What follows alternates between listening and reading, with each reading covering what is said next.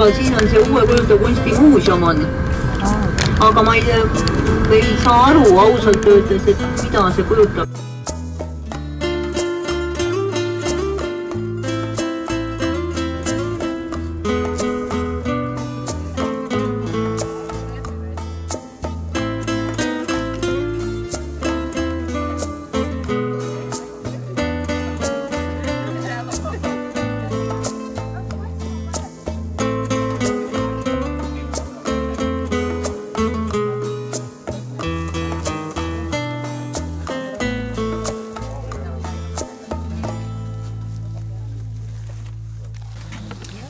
hektarit on selle pindala, onks nüüd see puistuala.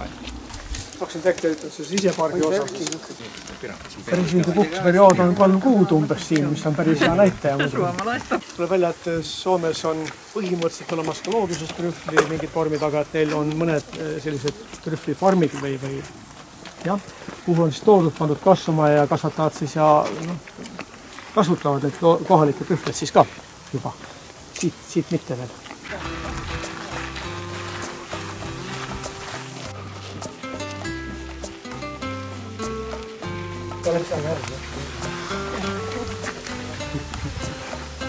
Elikkä lähdetään siitä. Munnaklooster oli siin. Ja aika paljon võimatu, et just siia kanti toodigi Eestist mesilaste perede esimesed. Tulee sitten, et kivikaljud voivat nagu niimoodi kuldselt päiksepaistes säranus, oli ta kuldrandaks ka nimetatud. Nunna klooster oli küll, aga olid ka mungastused päeviti tõeline eri osa, eri roll siin nähtavasti ka. Ja siis võib-olla siis, kui need mungad tegid siin neid pargitöid ja puutööd ja mida kõik, et võib-olla nunnakas sealt midagi väärtust leidsid ja kullaks nimed. Nannalist tuleb igasugu jutte, aga üks näiteks jutt, millest räägitakse, et see on Nunna kloostris nunnad pidis olema vait näiteks söömise aegu, aga mungad võisid rääkida näiteks omavahel. Pisuke vahe, nii et feministidel on mida öelda. Alfred Korteliin oli see mees, kes ostis selle eelmist saandi alguses, eks ole. Ja te mäletate see tänav, mille nime, mida mööda me tulime, oli ka Korteliini kadu, eks ole. Tema ostis selle omale ja sealt algas siis see kaasa, eks ole. Ta oli selline ettevõtja, laia profiiliga ettevõtja. Põllumajandus, eks ole, tööstusettevõtted, mida kõik kasvatus, tõuaretus ja hugast. Mida kommerstaalist on meil Jakobson tegi seal, eks ole, ja peale sellist muidugi see kaubandus, millest põhiosa omal teenis siis rahast, mida siia sisse pani. Raumaaladelt isa ja kõik asja, tavaliselt meremehed ja üsna vaesed, aga näed, töötas ennast üles. Esimene tema töö oli pimeda kaupmehe tallutamine või juhtimine ja pärast seda siis juba kaupmeheks ja ise läks. 49 aastaselt oli tema siis suri, 49. Noor mees. Jah, ühesõnaga talle teate, et siin revolutsionääride jõuk on tulemas ja püüdsid põgeneda, aga püüti kinni ja tehti ära. Nii et alates 1920 aastast on praktiliselt kõik Soome president siin oma aega veetud, kes vähem, kes rohkem. Nagu kuulsite, praegu on 3 kuud on puhkus saanud presidentil, ikka. Praegu umbes 20 inimest, kes neid töid, hooldustöid ja kõike muud teevad. Korteliin oli taiteen ystävä. Ja sitten kun hänen päivänsä yllättäen päättyi silloin, niin hän ei ehtinyt kommaamaan tänne. Veiko Müller, see nimi mul meelde ei tuleks pärast, ma ütlen kohe ära, on kunstnik, kellel on pühendatud selle aasta kunstiline selline välinäitus, aga Päri Halonel taastas selle traditsiooni, et siin aladel võiks olla suvenäitused, et kunst oleks rohkem väljas. Nagu me näete, seal on praegu, kus praegu Marianne, kes kõik on ja taolised teosed pannakse välja, mis on siis nagu ilmestavat parki. 35 sellist teost on praegu väljas. 1965 tehti siin selles pargis uuendust, ühesõnaga istutati mõned uued alad, kes pandi ka need püramiid haavad siia paika. Püramiid haavade allee.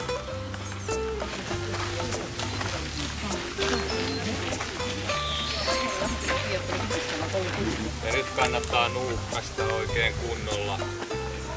Ollaan sinitarhassa ja tämä heliotrooppi on se, joka tuoksuu vaniljalta. Lõhnapanid elavad sealt ja sinipargis oleme nüüd. Just see sinist tooni lillede värvi alusel nimetatud siis. Ja etenkin loppukesästä siellä on nyt toinen ryhmä ilmeisesti tulossa tänne päin.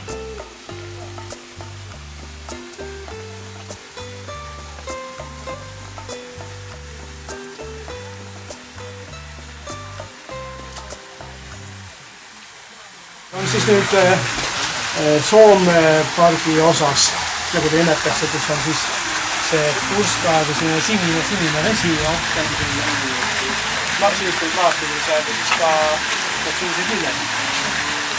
Ja siis sammast on samuti algupärane.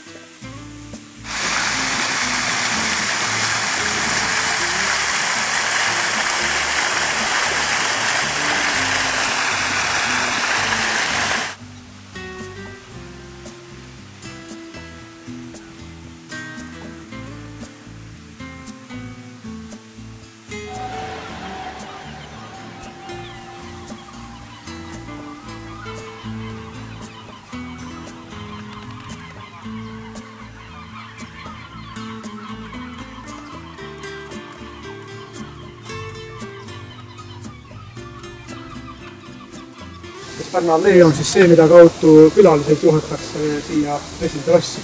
Ja seal lähedal oli siis kuulus Naantali supluspaik, kus ka mõnigi kuulus mees, president, kes olevat käinud seal omal ajal teie mõnusid nautida.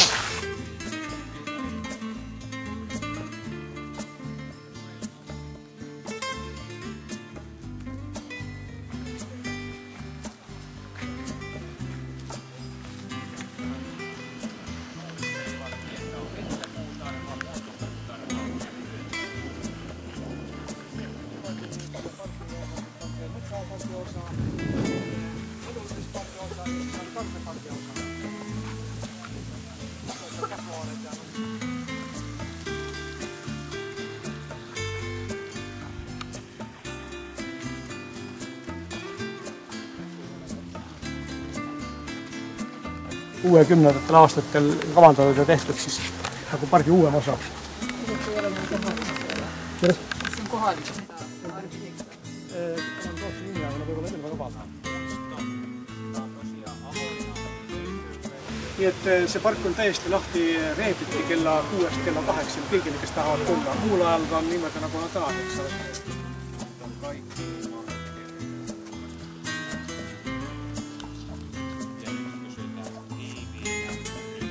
Veel olemas viinamarja taimi istikud. 10 aastat on siin mesilasi hoitud ja enne olid tõesti tummad mehilased tässä paikassa tulnud.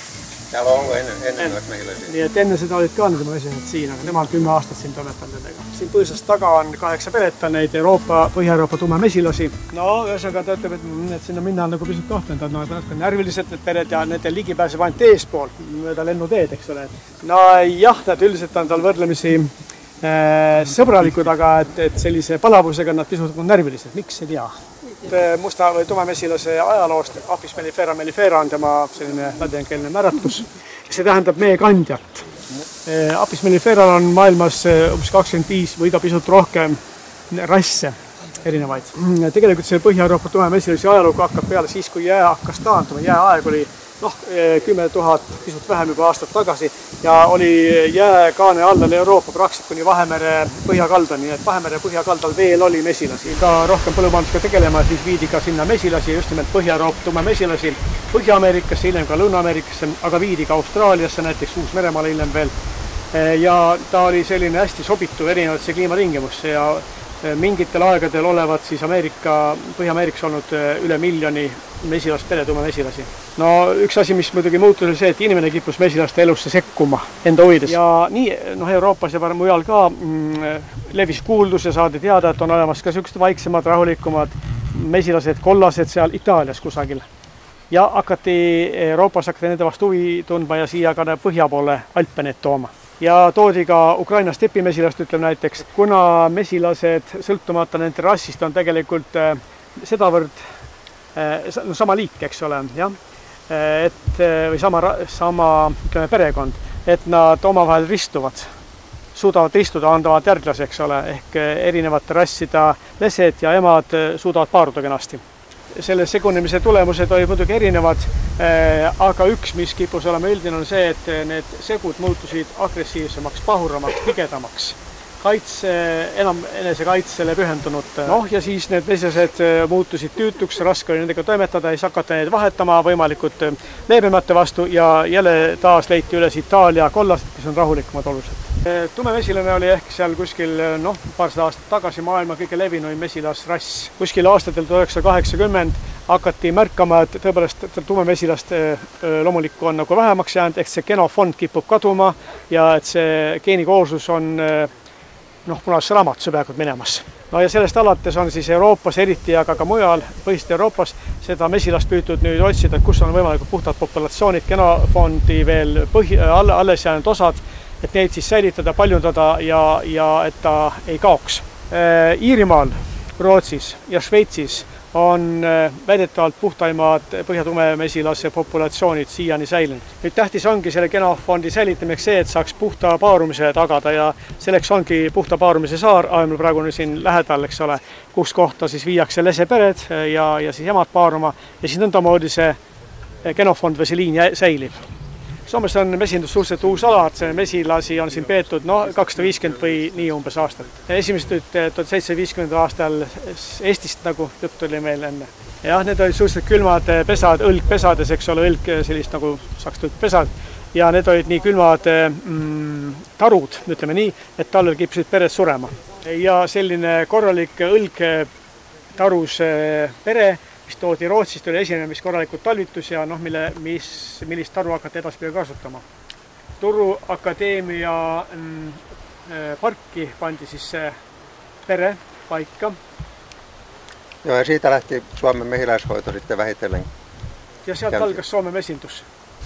Metsätume mustkohta.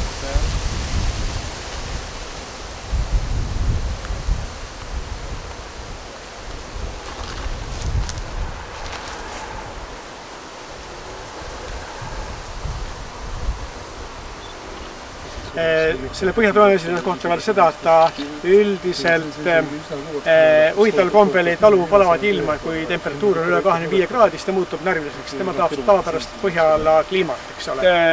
Ta ei söanda meid kõike korraga sinna viia, sest ta ei suuda nähtavasti ravitseda 40 ja peale hirmsasti naljata saanud mesinikku. Aga väikses rühmas, kes söandab, ta võib sinna lähemale viia, et ta vaataks siis. Et ei ole midagi häda eriti. Aga kuna ilm on täna vala 12 kraadi peale, siis ta on natuke närviselt, mida väidab. Lähtematerjali on ta siia saanud või puhast materjali Rootsist ja Iirimaalt neid tumemesilasi, eks ole. On ka Soomes leitud 1 või 2 kohta, kus on selline ilmselt tumemesilane. Aga kuskil peale 1000 aasta vanuse fossiile on leitud, kus on sellised mesilaste tiivad. Ja on sealt saadud ka mesilaste DNA-d üles võetud. Ja siis selle põhjal on võrrelda, kas tänapäevane tumemesilased on ikka sama või ei ole sama. Ja selle alusel öeldakse, et on jah. Et temal mesi pole üldse tähtis, isegi vaata, et liigne. Tema jaoks on tähtis just nimelt see tõulisuse küsimus, uute emade kasvatamine ja selle tumemesilase populatsiooni säilitamine ja laiendamine. Kas ka presidendi paar asja vastu huvi tunneb? Jah, juba enne ju öeldi, et naine tunneb kindlasti. Nüüd oligi jutt, et presidendi proua oli käinud siin tükk üle tunni aja mesilas veetnud ja vaadanud, kuidas ikka pededes asi käib. Mõlemad tarvitavad hea meelega mett, siinset mett. Nii et selles mõttes on nende suhtumine igati positiivne.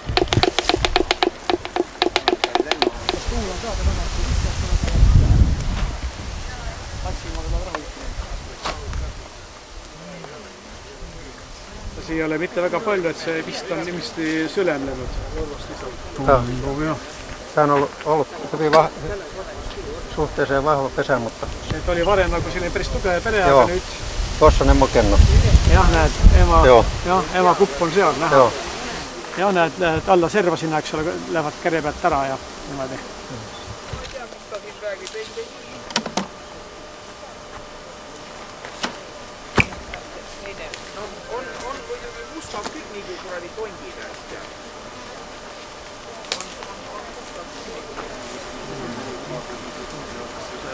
Täällä on. Joo. Joka kerta? Kyllä ne aina sen tekee, joo.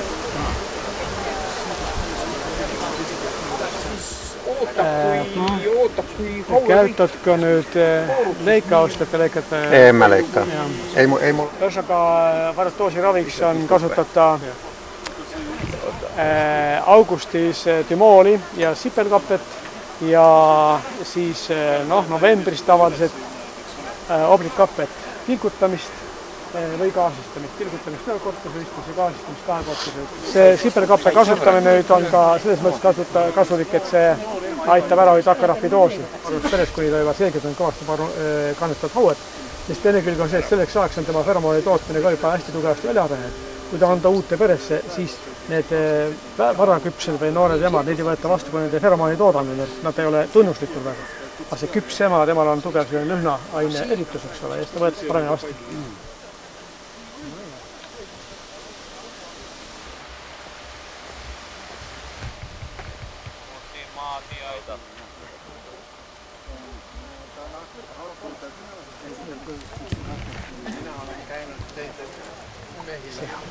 No me kiidame teitä ja teille kaikille se on siis niin kuin kiitokset. Onko tämä minulle? Se on kaikille nyt niimoodi, että kiitoksia teille kaikille. Kiitoksia. Ja olette tervetulleet Veroon.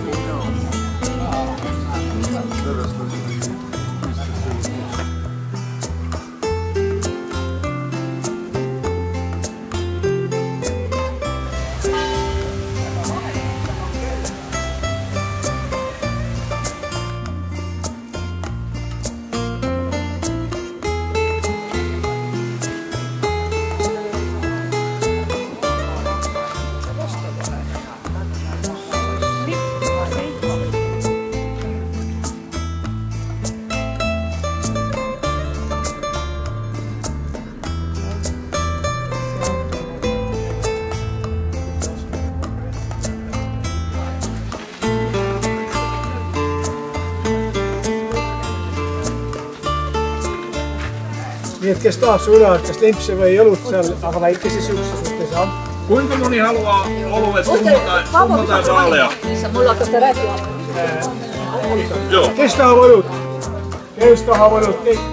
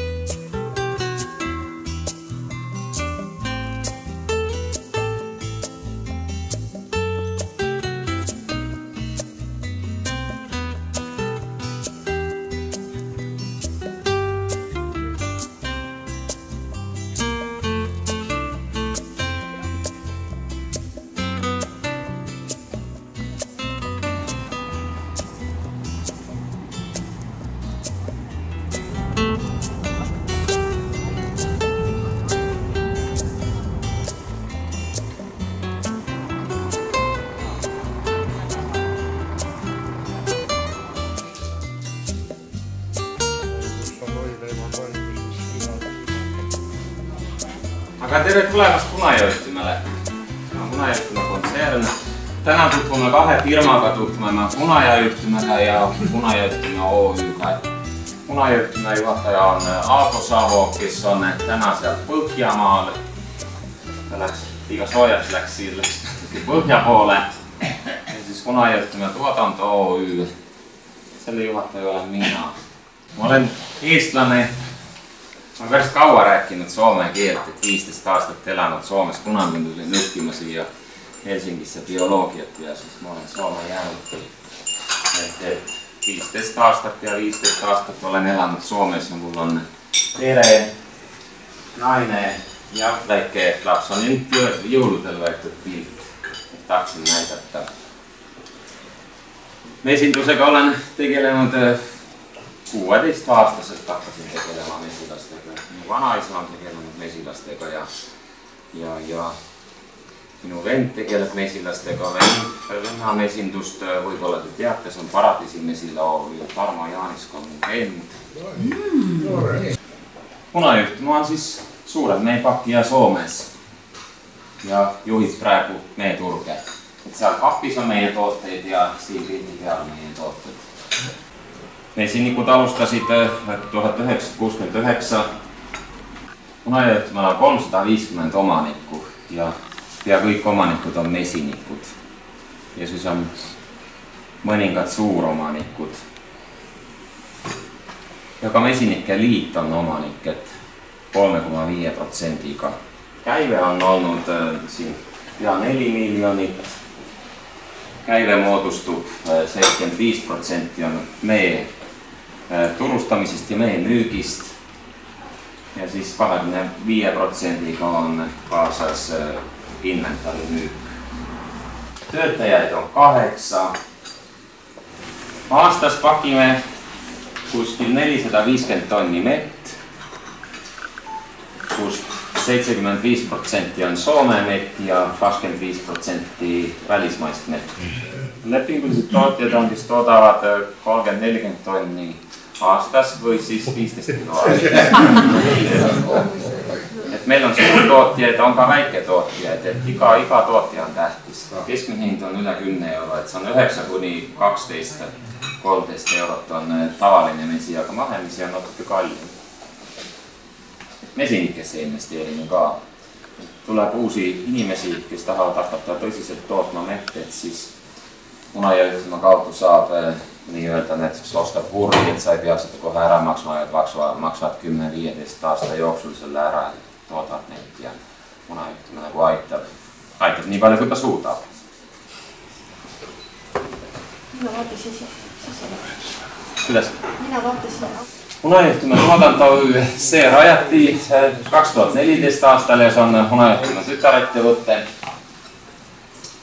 Ja praeguseks on eesmärgiks toota kuskil 40-50 tonni mett aastas. Et siis sõltuvad sellele, et kui palju seda mett on vaja, praegu on vaja, siis kas tõstetakse või vähendatakse. 35-40 kilomeetri raadiuses on kõik mesilad. Meil on praegusel hetkel selline 800 natuke rohkem. Et siin te näete nüüd ära need meie mesilad, kui laialdaselt nad on. Mesilaid on kuskil üle 80 natukene praegusel hetkel. Palju see grupid on? Meil on 10 grupid. On olnud ka suuremat gruppi, 18 pesagruppe ja nad on korjanud sama palju mett meile kui 10 grupid, aga nagu öelda, see sõltub. Meil on umbes 1,5 kilomeetri kaugusena grupid teineteisest keskmiselt. Rajasime selle ettevõtte ja meil oli tööl siis 1, 2, 3, 4, 5 inimest. Ja kasutasime ka palju ära neid Mustjalas koolitatakse samamoodi nagu Eestis Olusperes mesinikke. Me kasutasime, tegime nende õpilastega koostööd, et alati kui oli käsi vaja. Siin oli tohutu määr kaste, mida pidi kokku panema, et kuskil 5000 kasti paiku. Raamid küll ostsime kõik Eestist valmis tehtud, aga kastid panime siin kokku ja vahest oli siis 2-30 inimest meil tööl. Üle 1000 kasti tuleb päevas ja kohvi palgal teevad hea meelel tööd. ja saunaõhtu siis kunagi. Itaaliast meile tuli 2 korda sisse, 2 korda 448 lihtmesilasperet. Need on nagu idupered. Need on idupered ja tugevad idupered. Selle aasta emaga. See on 5 raamiga. Eelmisel aastal tulid sisse. 5 või 6 raamiga. Aga siis nad olid selle 5 raamiga. Sama aasta emad. Sama aasta emad olid siis. Jaa, uued emad. Sellised nad nägid pealt välja. Et see vahe oli mesilasi täis, see tühi vahe. Ja siis oli kõik vahed olid mesilasi täis ja üks oli toiduraam. On see nüüd varrar või laksvõt raam? See on ta tant. Seal oli tühi koht seal kastis ja keegi ei osanud oodata, et nad nii kiiresti arenevad, need pered. Et sellest on 2 päeva möödas, kui see pilt on võeti. Meil oli küll kokku lepitud emade kasvatajatega, et me vahetame emasid ära. Aga jaanipäeval, siis kui emasid oli pandud kasvatama, suvi oli algus, oli hea. Emasid pandi palju kasvatama, aga siis jaanipäev sadas lund. Ja siis emad ei varunud ära, nad hakkasid lesta munema. Me hakkasime oblikatõrjet tegema novembri lõpus ja saime tehtud selle tõrje detsembri alguses. Siin on nüüd üks tükk. Samas võtsime ka need söödakastid pealt ära. Mis asi see kollane seal oli? Kollane, see oli veel see tümoli, pinjavi. Ja pealt loomulikult. See on varajane hommik, kui töötajad korjavad need kokku. Mesilased on mütsi peal. Teie ei puhu, vaid imete neid ära? Me puhume. Me paneme tümoli alguses ja siis teeme oblikaaptega. Ja see on kõik? See on kõik. Ja kevadel ka oblikaaptega, et kui me jälgime punki, et palju seda või seda lesta. Sõltub temperatuurist. Ja vahest teeme ka, vahetame, et vahest teeme oblikaaptega ja vahest teeme sipelgahappega. Siin on vahasulatus. Et need pered, mis talvel ära sulid, loomulikult sulatasime kevadel ära. Meil on 2 sellist Rootsi auru masinat. Siis, kui see mesi võetakse vastu, siis ta pannakse siia kaalu peale, kaalutakse ära ja samas võetakse meest proovid. Ja meest uuritakse, et ei ole antibiooti on üks kõige tähtsam. Et kui mesinik tuleb ja ütleb, et tal ei ole ämbrit, et siit me laename talle siis ämbrit. Et siin on kuskil 35 kraadi sooja, et sulatatakse üles. Peale seda siis sõidetakse trukiga siia sisse ja keeratakse tünn teistpidi ja see mesi vajub siis tanki.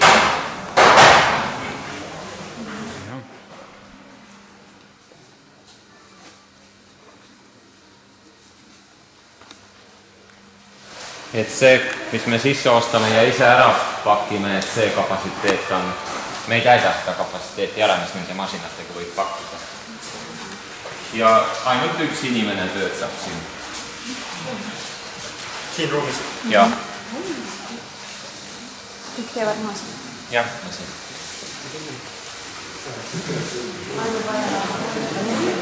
Jah, mina ei hakka siin nuhku. Õnneks on töötajad, kes oskavad. Suhkrutoetust saavad mesinikud 20 eurot nagu mesitaru peale. Ja seal on 8-tonnised tankid.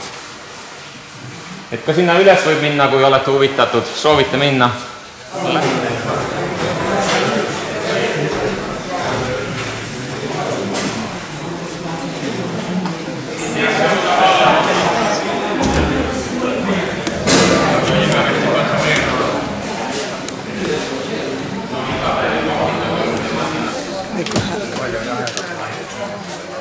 Siis ta läheb külmaruumi.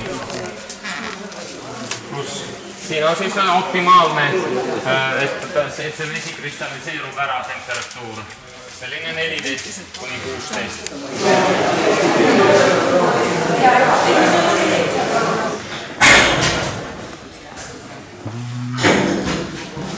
Siin kaalutakse vaha ära ja tuuakse, mesinukud toovad meile vaha ja me teeme käia põhju nendest. Vahatööstuses iga päev üks inimene, nii-öelda vahameister, tegutseb vahaga, teeb kärje põhja ja võtab vaha vastu ja desinfitseerib selle ära ja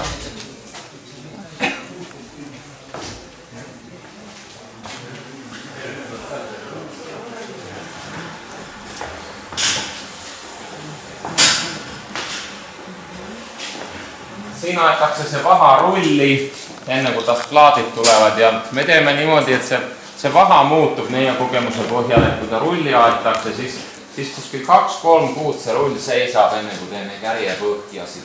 Et siis tast tuleb paindlikum. Me teeme paksumaid põhjasid, et ma olen kuulnud, et Eestis tehakse päris õhukese. Et kilos on kuni, ütleme, kõrgemal juhul 19 vaarasraami võib-olla. Et meil on kõige kõrgem on 13 vaarasraami on ühes kilos kärjepõhja.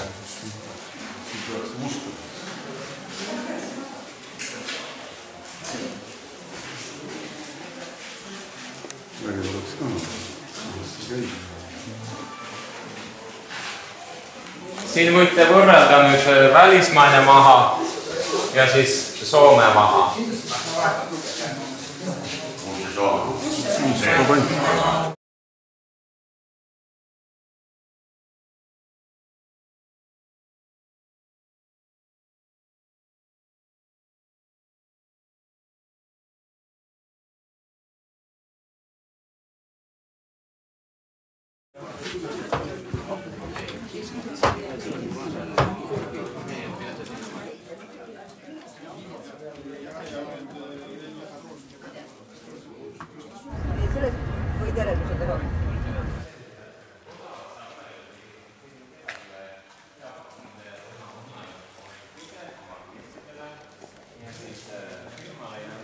Nüüd me oleme siin lao juures,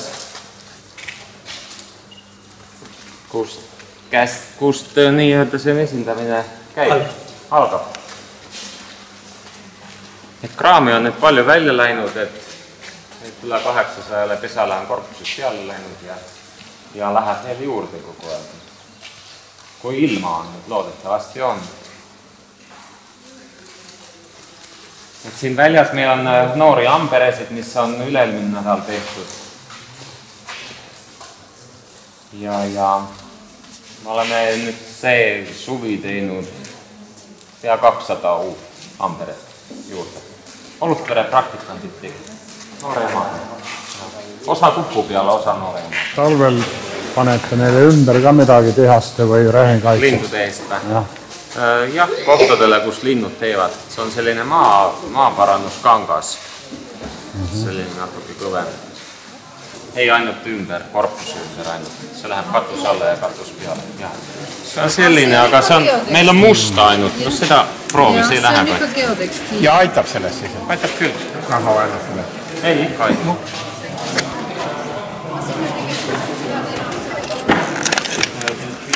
Siit keskpea magendamise näe. Mis materjal see on? See on tuuletõkkeplaat, aga see on siseviimistluseks. Seda on saada. Ei, et see läheb õhku mingil määral läbi, et see pannakse talveks. Mis murd on? Liin. Terve liin, jah? See tuuakse küll siia, et 128 raamine. Okei. Teil kaitse all nad ei ole? Räägime Aral teemal, et vette kallame seda ainet ja siis kastmekannuga peale 10 liitrit, et see läbi läheb. Läbi sipelga pesa. Pesast? Jah. Muidu teistmoodi ei saa, pulber ei aita ja...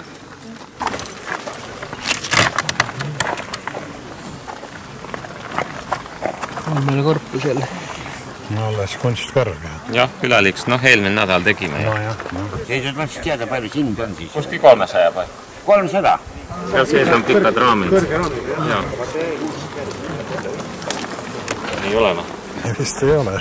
Ei taha minna. No kannatavad niisama ka välja. Ja need on pikad raamid alla? Jaa.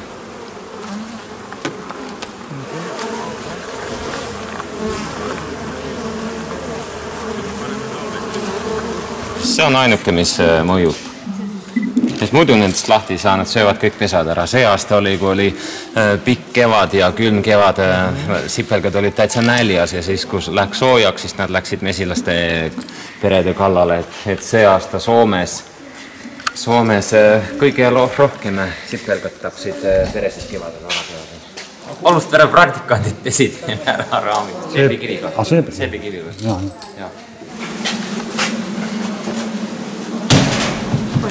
mis siin nüüd Oota, mis need näha on? on? Need on kaalumist aru. ja kuna me ei teadnud sinu kohta mitte midagi, siis ei teadnud isegi, kas sa jood õlut või mitte. Aga see on hea võimalus, et sa saad anda oma Soome sõpradele. Sellepärast, et ma tean, et ja nänni ka veel juures, sellepärast, et ütlegi, et tuled Eestimaale ja siis tead, kui hea seal ka on. Ei, ma tean, kui hea seal on. Aga nüüd see kott on meil edasiandmiseks. Aabule. Ja Punajuskule. Just. Ja, et siin on ka meie tänukirjad ja temale ka natukene Eesti asja. Aga suurimad tänud ja... Ja ilusat suve.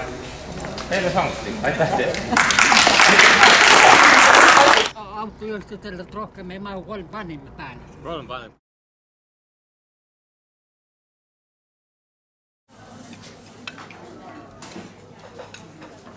Ja nüüd tema see tegevus on tegelikult suuremalt seotud ka mesindusuuringutega. Jokioises oli meil varem selline mesindusuurimiskeskus tema elamiskoha lähedal ja seal oli tema selline töökoht. Tema sellist rahvusvahelised kontaktid on olnud eelkõige viimastel aastatel Kolossussüsteem.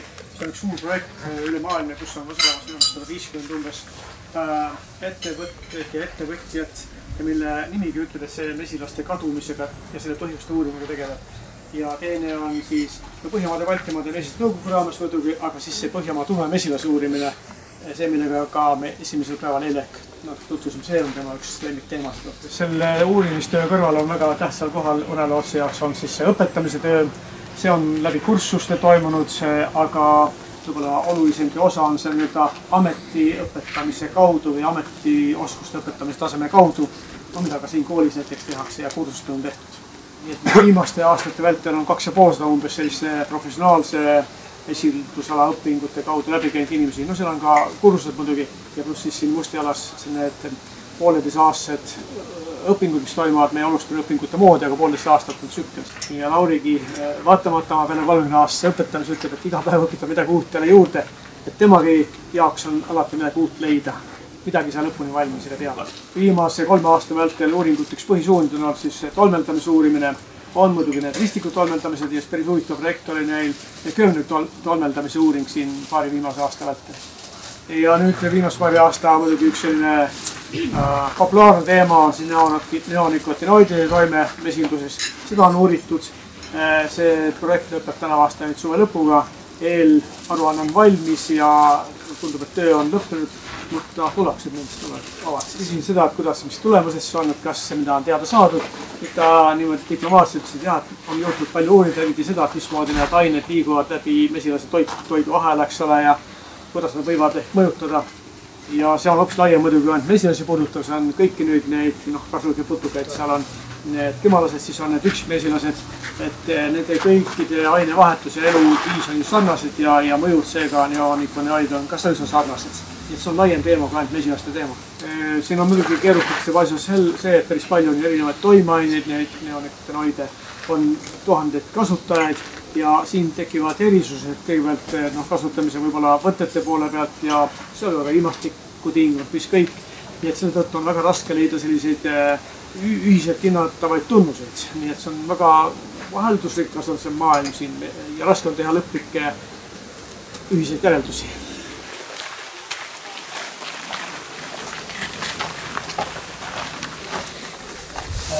Mesindust on siin Mustialas koolis õpetavad vahemikus 1870–1910. See kool ise, nagu mäletate, algas oma toimimist 1840, eks ole. Eesti hakati mesindust õpetama. 1910 ja koolile pandi süüks, et see on tegelikult Seemaa selline allikas või Seemaa oli tol ajal kõige tõsisemad teised haigus. Eks siin on olnud aegade jooksul ikkagi kursuseid ja mingisuguseid asju, mis mesindust seotud. Aga 4 aastat tagasi algasid siin tõepoolest uus aeg hakkas ja uued kursused. Siitä 100 vuoden jälkeen. Nii et 100 aasta pärast. No se on...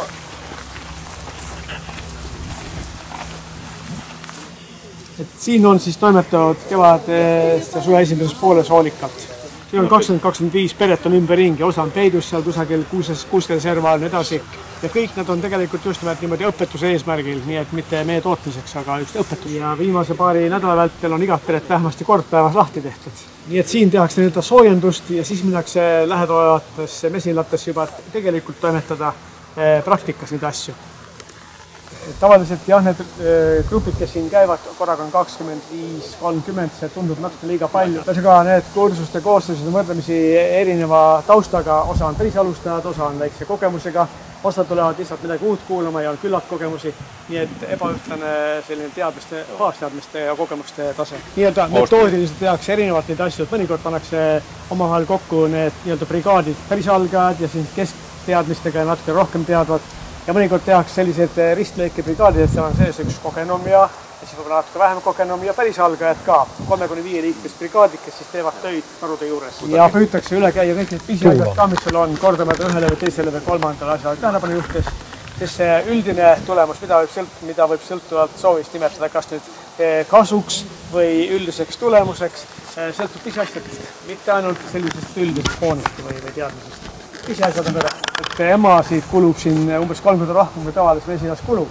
No need märgistatakse, eks ole, ja mis kõik, ja harjutakse kõiki need etappe.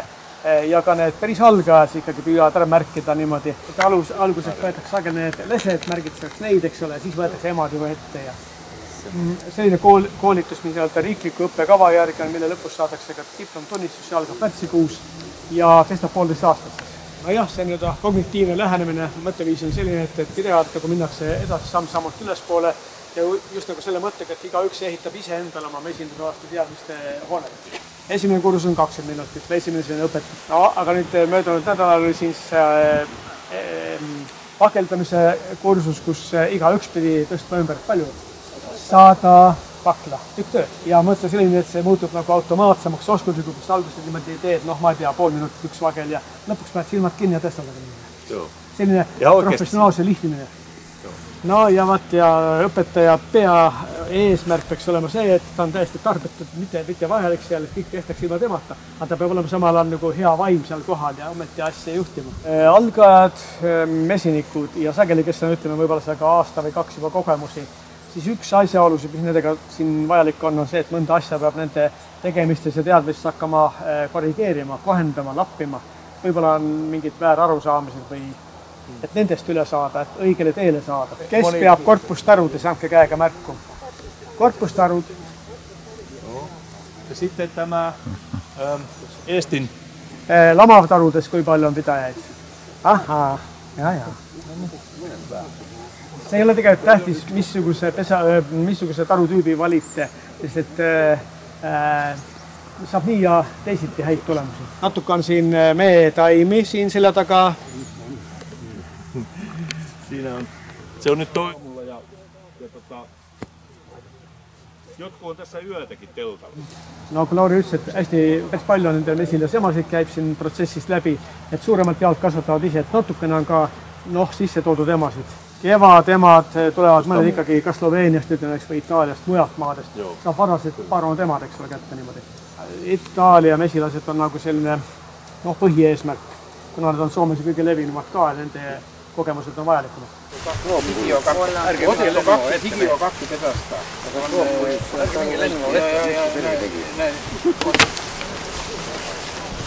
Tässä on prosessi. Muovikehiä aika paljon, mutta yleensä tehdään ihan... Painut sisään verkka. Nää on ihan raivohulluja.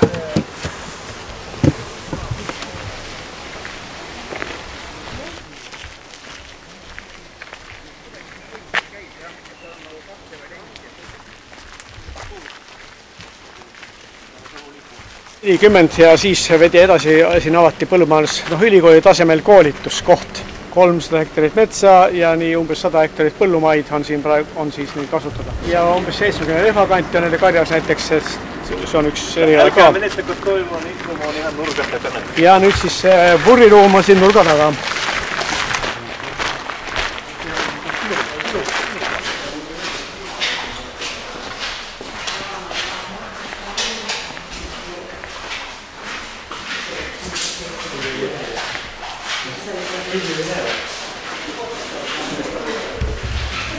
nii et see on siis vana Sigala koht, aga mitukümmend aastat pole siin sigu veetud enam tegelikult. Algus polnud see muidugi midagi seotud mesindusega ja siis nad lihtsalt palusid luba, et siin nemad tahaksid hakata oma mesindusruume tegema. Ja kõik see, mis tehtud on tehtud tegelikult õpilaste abiga, õpilaste poolt.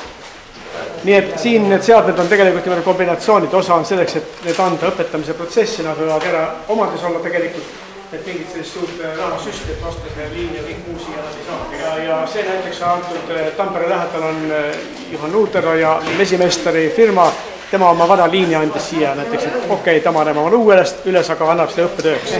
Juha oli korra vihanud, et tahaks nagu tagast, aga enam ei saanud.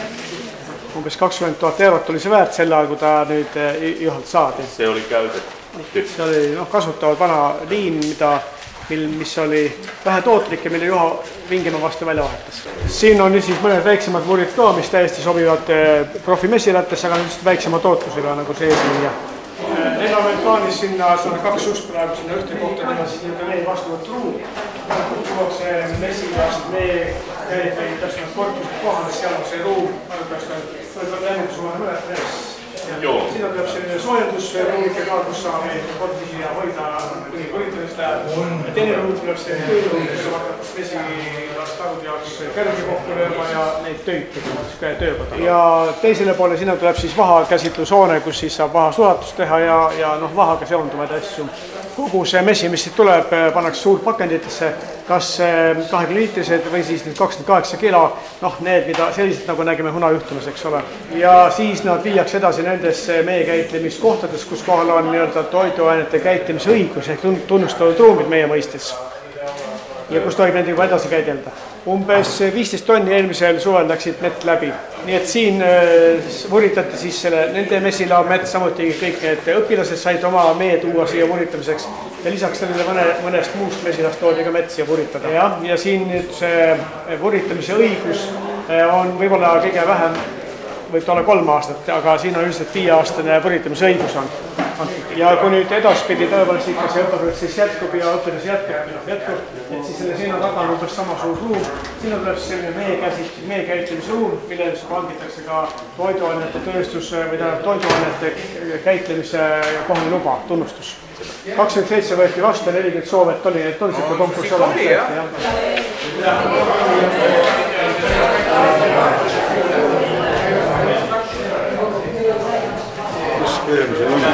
Oli niin kuin huonelämpöinen monelle kaikkein parhaiten.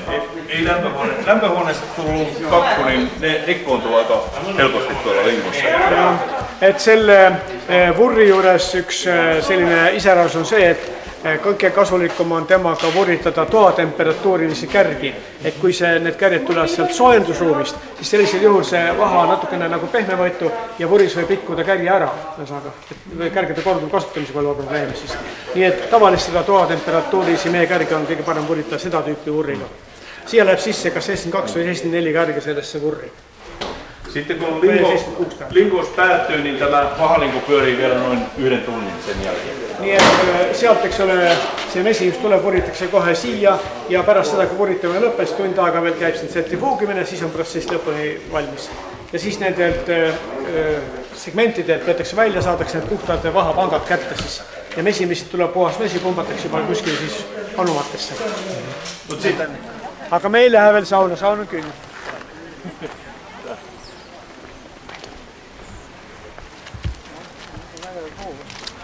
Klassiruum on siin erinevates hoonetes laiali, aga püütakse selle õpetamise käigus võimalikult vähe sees olla, pigem ehk see õuesõppe.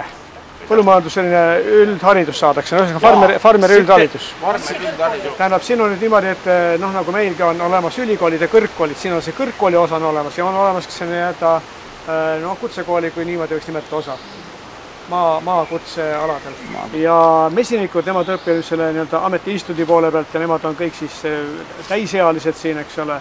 Nii et see on nagu selline, meie mõistes oleks see vist selline täiendõppe või? Aga mitu aastat seda mesindust on õpetatud? Milloin aloitati see meil, eks ole? 2011. 2011 algas. Nii et see kõik on nullist tehtud ja see on Lauri jaoks tema tähtsain töö olnud siiani nüüd.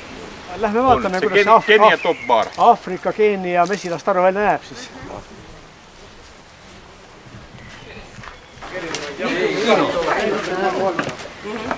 Meil on paljud istudega, siin ei ole raame sees.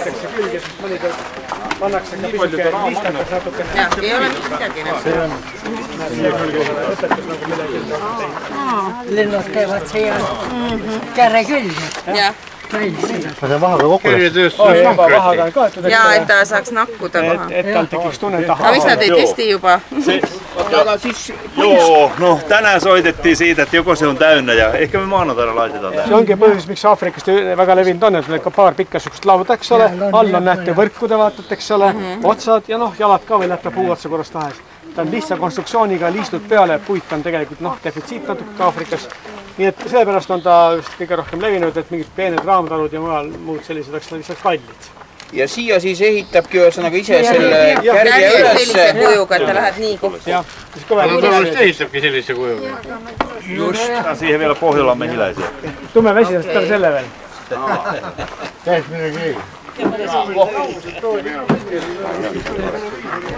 Onnea sinulle ja Sadulle ja teille kaikille ja mä luulen kaikki menee hyvin, sinulle mehiläisille myös. Ja tavataan siis Virossa hyvin pian ehkä. Kiitos, kiitos. Oi, kiitos paljon. Oi, kiitos teille. Oi. Kiitos, että minä haluan. Niin, piltti ehkä valon filmikä pikat. Pikat. Kiitos. Kiitos. Ja te saatte vaadata sealt tema netilehel. Mutta iloista iltaa teille. Kiitos sinulle myös kaikki teho.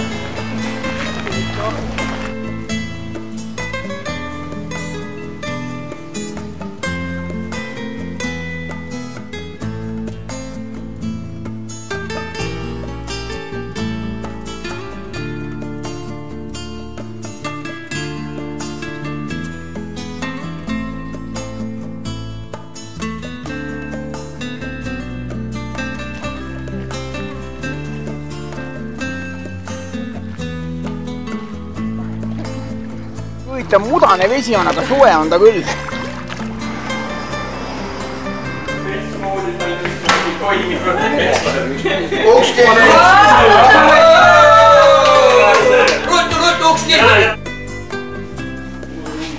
Nyt äkkiä midagi.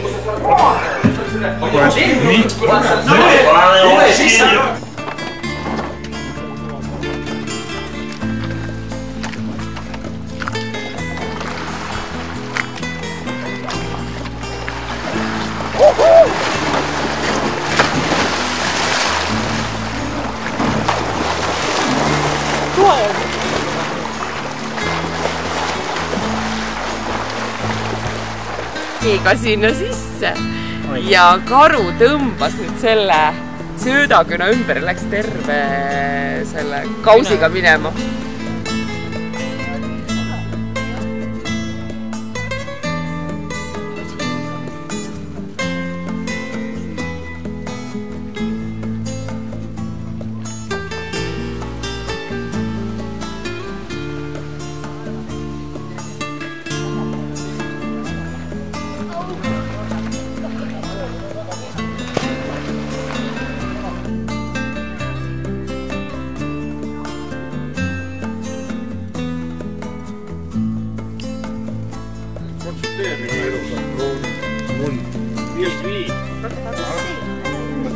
No, kosten ka peal.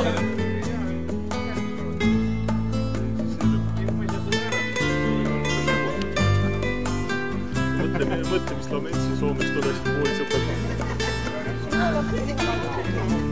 Massikoeratoidu ja siis lugesin seal koera konservi pealt, et 5% liha ja 9% eraldi aine. Meil on sektsioonides töö. Tundub jah.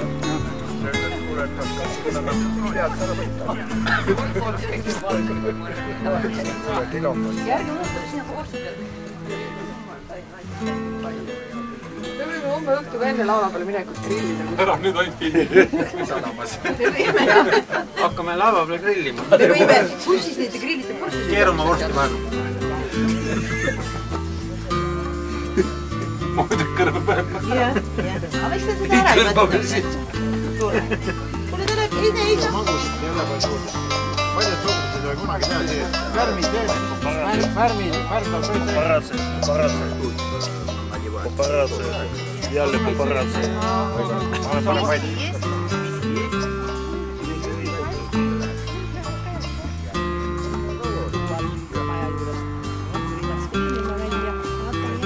Niimoodi, läks ära. Ja kõik on peal, nii et hakkame siis sõitma. Loomulikku kadu ei olegi viimasel hommikul.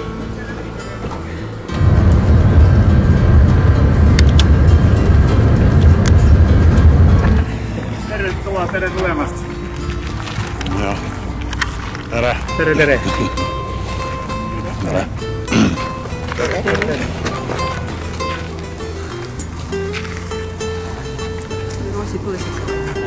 Terve.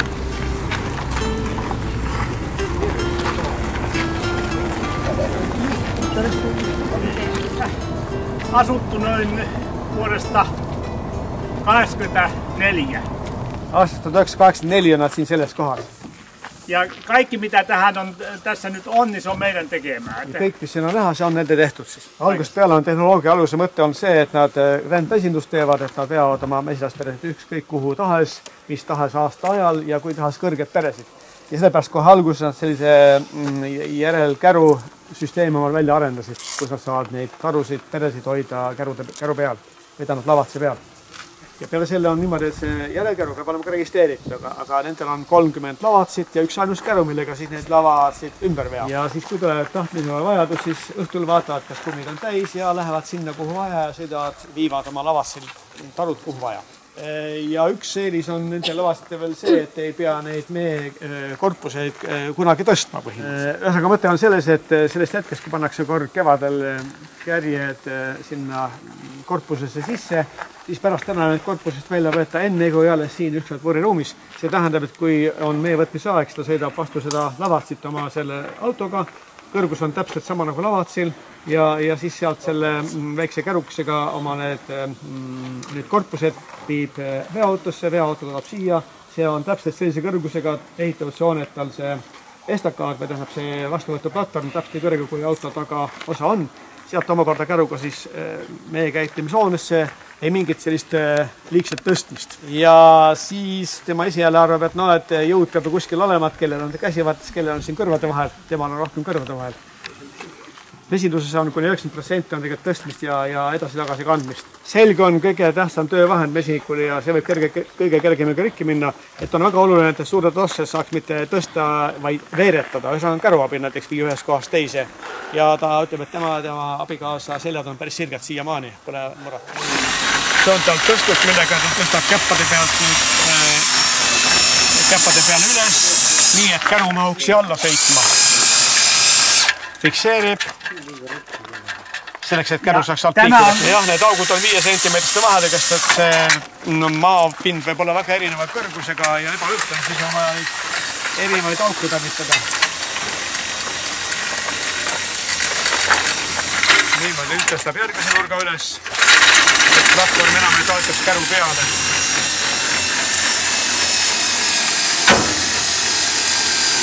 No nii, nüüd läks maha. Nii.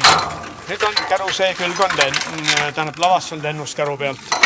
Nüüd on see lava on käru pealt lendu tõstnud, käru saab alt ära tõmmata, käru jääbki siia samasse paika ja pärast, kui ta hakkab ära tooma metsast, siis täpselt vastupidi või teise kohta viima. Sõidab alla, laseb omakorda selle käppade peal alla, käru peale toetuma ja siis juba viib kuhu vaja. Nii et ühesõnaga kogu see teenindamine ja töö käib siis selle lavatsi peal keskmiselt selliselt käigu teelt. Ja muidugi siin kohe tekitab mõte, et aga siin ei ole ju tarudel alust, ta on võrdlemisi madalal. No jah, aga ta kasutab mõnikord niimoodi põlve aluseks seda porolooni, mis tal on peal, et see pehmendab põlve alust. Suvel on kiljaon pesa peal. Ja talvella pannaan sitten tämmöinen säkkikangas. Ja talvel on selline õhku läbilaskev kotikangas on seal peal siis. Siin peab alulkoriseks ütlema, et need on tal ise valmistavad tarukorpused, need ei ole mitte need Styroxist, vaid nad, nagu ta omal ajal ütles, et siin oli igasugused plakatid ja värki teede ääres vedelemas ja teede valitsusest ta küsis, kas teid vaja? Ei vaja, okei, võta see vii ära, tege need ise tarud. aga need varude senti ja isolatsioon ei ole nii hea, kui türaksitel on. Sellepärast, kui ta paneb sinna peale kile, siis sinna kile alla hakkab kogunema niiskus ja taru nurgad lähevad niiskeks. Sellepärast, et talveks kile võtab ära, paneb selle koti kanga, et natukene õhk liigus läbi. See on nagu siis soojapesa mõttes praegu pandud nii, et nad on paralleelselt lennuavaga on kärjed.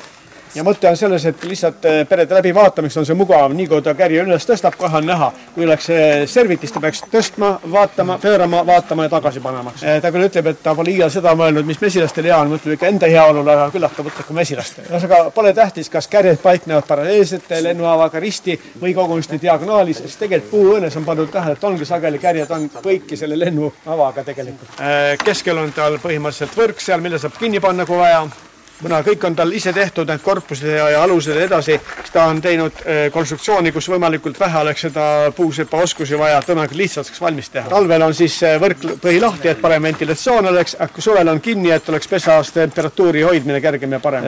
Siin vahepeal oli väga populaarne see mõte, et ainult õige on hoida suvel see võrk põhi lahti, taas mõtlesin, et okei, peab olema õige mees, hoidis ka lahti, aga mida ta pani tähele oli see, et kuna oli selline hästi jahe kevad ja suve algus, siis hauet alumist korpuses ei olnudki, hauele alast teisest korpusest, lihtsalt mesilastele ei meeldinud see jahe õhk, mis talt tuli.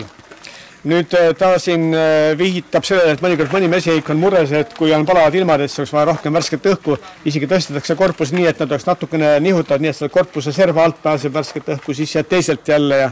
Aga temal on ainult see eest lennuava on lahti ja see on piisav ja samuti on tal see emalahutusvõrel, on umbes 5 cm pikkune pilu, kust ka saavad lennata siis pealt. Ja üks mõte, miks tal seal selles emalahutusvõres on ka see lennuavake, see 5 centimeetrine on see, et tehnoloogiliselt on ju niimoodi, et pesaruumist tõstakse haudme kärgi üles, et ühest küljest viia nad ringlusest väljas meiega pärast, teisest küljest, et sundida noored mesilased tulema üles sinna haudme juurde ja seega võtma meie korpust paremini omaks. Nüüd, kui see nõnda on tehtud, siis seal võib mõnikord juhtuda, et tehakse ka emakupud. Ja vaat siis sealt selle väikese lennuava kaudu saabki ema... Oota, pea kinni, ta ei rääkinud nii. Jatka vaan. Ei, puhu nüüd sina. Et ühesõnaga see halb variant, kui tal ei oleks seal seda üleal, seda lennupilu või ava, oleks see, et noor ema, kes seal koorub, jääbki üles, ei saa välja minna paaruma ja siis sel ajal, kui toimub meie võtmine ja võetakse emalahutusvõred ära, ja siis see noor ema kuskilt seal mesilast hulgast läheb alla ja kuna ta on vilkam, siis sagedamini tema tapab selle vana ema ära. Võib juhtuda, et ka vana tapab noore ära. Võib-olla, et ei võeta ka noort vastu, aga võib juhtuda, et see noor ema jääb üle talve, vana ei jää. Vana ei jää ja kevadel on olemas ainult lesepere, küürakavet mõnev ema.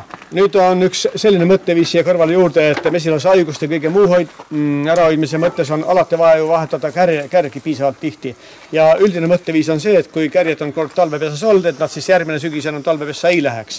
Et neid kätte saada, siis ka Jürgi tõstab nad üles aeg-ajalt, see üles pole emalahutusvõred, sealt haue koorub, siis pannakse mett täis, viiakse, võrritakse välja, pärast hiljem need kärjed sulatatakse. Et see kärgide uuendamine käib ja alla annab kogu aeg kärjepõhja juurde ja annab nii palju, kui mesised vastu võtavad. 2 korpust, isegi 3 korpust võib olla. Kahes korpuses on pesaruum, kus kohal see ema saab muneda. Aga siis, kui läheneb see peakorja aeg, siis surutakse ema alla ühele korpusele, antestele ja mesilastele sinna puhtalt ainult need kärjepõhjad, et nad neid hakkaks üles ehitama, siis emal on piisavalt pikka aeg selle muneda ja need kõik ülejäänud haudmekärjed jäävad üles poole emalahutusvõred ja sealt haue koorub ja need pärast hiljem välja meega. Ja siin mõtteviis on ka selles, et kui ta nüüd selle ema sinna alla kärjepõhjadele surus, siis kõigepealt on hästi palju ehitustööd seal. Teine külg on see, et kui haue ja üles pole emalahutusvõred, siis haudme juures on noored mesilased. Ja noored mesilased on tegelikult need, millest sülemid hakkavad koosnema. Seega on nüüd lahutatud ära ema, ehitustöö ja noored mesilased. Ja see kindlasti pikendab seda aega, kus võib tulla taas jälle see sülemnemise soov neil või hoiab hoopistükkis selle ära. Mõni mesinik arvab, et kui ma liiga palju lasen üles ehitada uut kärget, sel juhul ma kaotan meesaagis. Aga siin tulebki, meesaagis eriti ei kaota, miks, sest noortel mesilastel alati on vanuseperiood, kus nad kogu aeg eritavad vaha. Kui seda vaha ära ei kasutata, see pudene taru põhjale visatakse välja. Nii et tegelikult midagi ei kaotata ära sellega, see loomulik vahatoodang läheb lihtsalt kärgedesse nüüd. Ja kui on korjalud, siis tuleb mett ikka, probleemi ei ole, et selle tõttu meesaak väheneks. No vaata, toobse üheks huvitava näite, et kord ühele mesinikule ta andis juulikuus ühe sellise tehtud uue noore kunstpere. See järgmisel kevadel, tal kärgi ei olnud, andis 4 korpust kärjepõhjasid ja sai sellele vaatamata 65 kilo metselt perelt, samal ajal kui Jürki keskmiselt sai oma peredelt 40-45 kilo, eks ole. Nii et tegelikult see kärjepõhja ülesehitamine üldsegi mitte vähendanud meie saaki, vaatad pigem suurendas, kuigi see sõltub ikkagi korjemaast ja mesiast ka. Ka see külg on muidugi, et kui nad ehitavad üles rohkem kärjepõhja ja vähem on kasutusel need vanu musti kärgi, siis selle tõttu nende tervis on tugevam, parem ja selle läbigi meie toodang kasvab. Siin on olnud ajaloos ka Euroopa ja Ameerika haudmädanikku olnud. Sellest Ameerika haudmädaniku perioodist, aga see tunnus on ju see, et seal osa muutub auklikuks, muutub haue, eks ole, osa visatakse välja ja aga kui anda nüüd kärjepõhjad ja seal ehitatud üles uued kärjed on, siis nende vanade kärgede kõrval, siis uutes kärgedes üldiselt tühje kohti peaaegu ei ole või on palju vähem, ehk sellega on haigust oluliselt nagu tõrjutud kõrvale, seda on vähemaks jäänud. Just nimelt kärjevahetuse läbi. Tähendab, üks meetod, mida ta kasutab siin selle sülemnemise maha surumiseks, on see, et ta teeb kunstperesid ja just siis, kui hakkab tekkima sülemnemise kalduvus. See sõltub kevadest, kas on maikuu, teises pooles lõpus juunis, eks ole, täna vast oli see veidi hiljem vast ehk. Ja siis selle kunstperede tegemisega nõrgestakse neid peresid ja selle läbi ka väheneb sülemnemise risk peredes. Nii et kui teha selline kunstpere küllalt varakult, seal tõesti maikuus juba, igatahes enne jaanipäeva kindlasti, et sellist perest võib saada ka ikkagi mett ja et kas või 10 kilo võib saada tegelikult rohkem ka. Ma kujutan ette, kui seda teha mai lõpus näiteks ja see peakorjeks juba on kosunud ja peakorje kestab kuskil seal juuli lõpuni näiteks, siis saab sealt rohkemgi mett.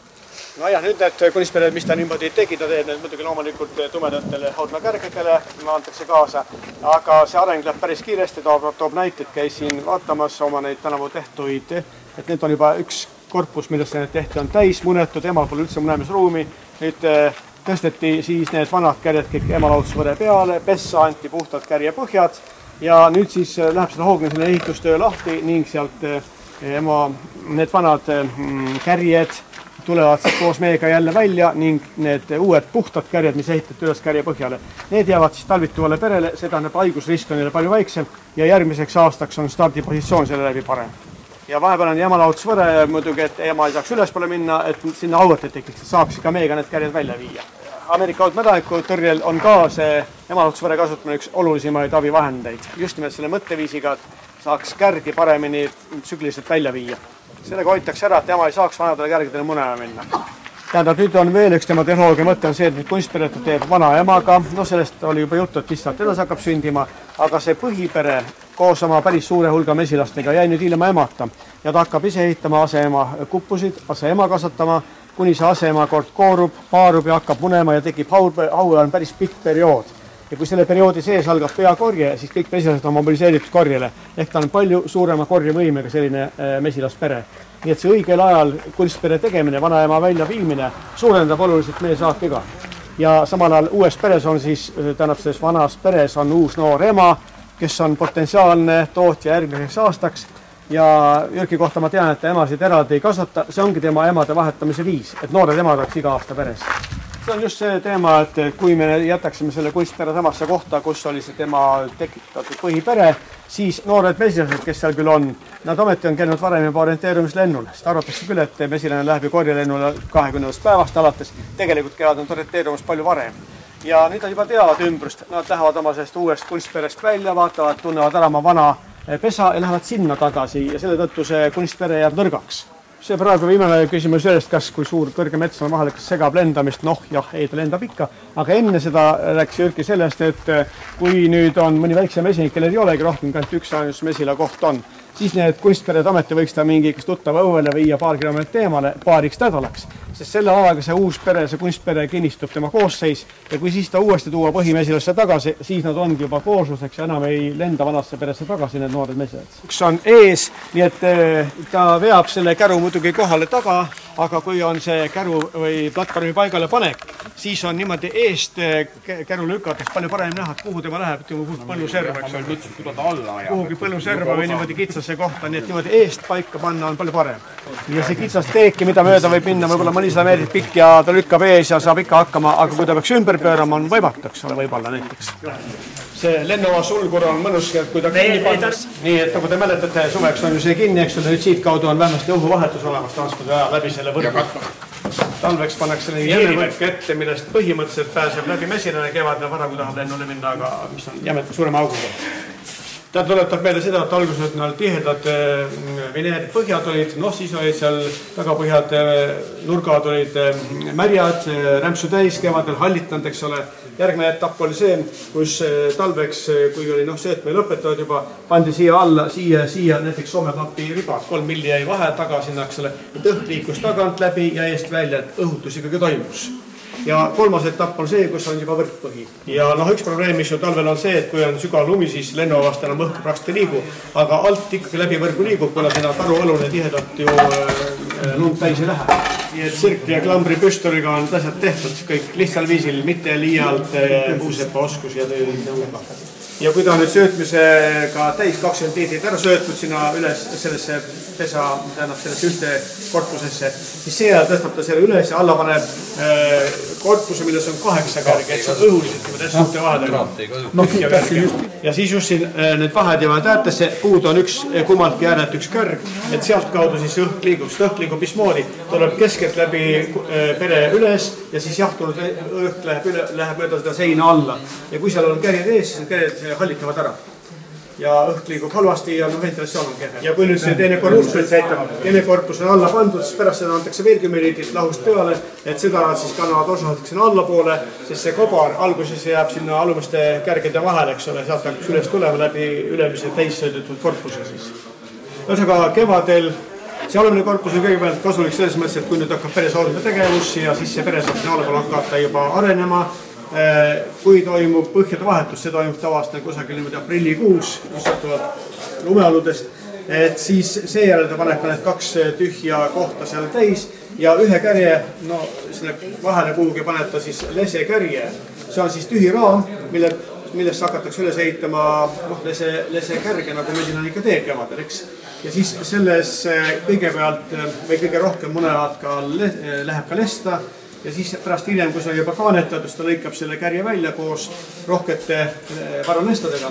Ja niimoodi on see esimene etapp varalesta tõrjest ära tehtud. Ja Jörgi hinnangul 50% nendest varalestadest saadaks sel viisil eemaldatud, ehk 50% on väiksem see üldine lesta arengupopulatsiooni potentsiaal, mis hakkab suve lõpus tegelikult peret kahjustama. Ja tema kogu see vara tõrje käibki niimoodi, et kevades lese kärg ja hilissügisel siis kilgutus, suhtelõhuste kilgutamine. See üldiselt peaks toimuma siis, kui haua on poolnud, mõnikord on see oktoobri lõpus, mõnikord novembris, aga on olnud ka detsembris teha. Nii et kindel on see, et ei tohiks olla kannetatud hauet, kuna seal on veel need lestad all ja siis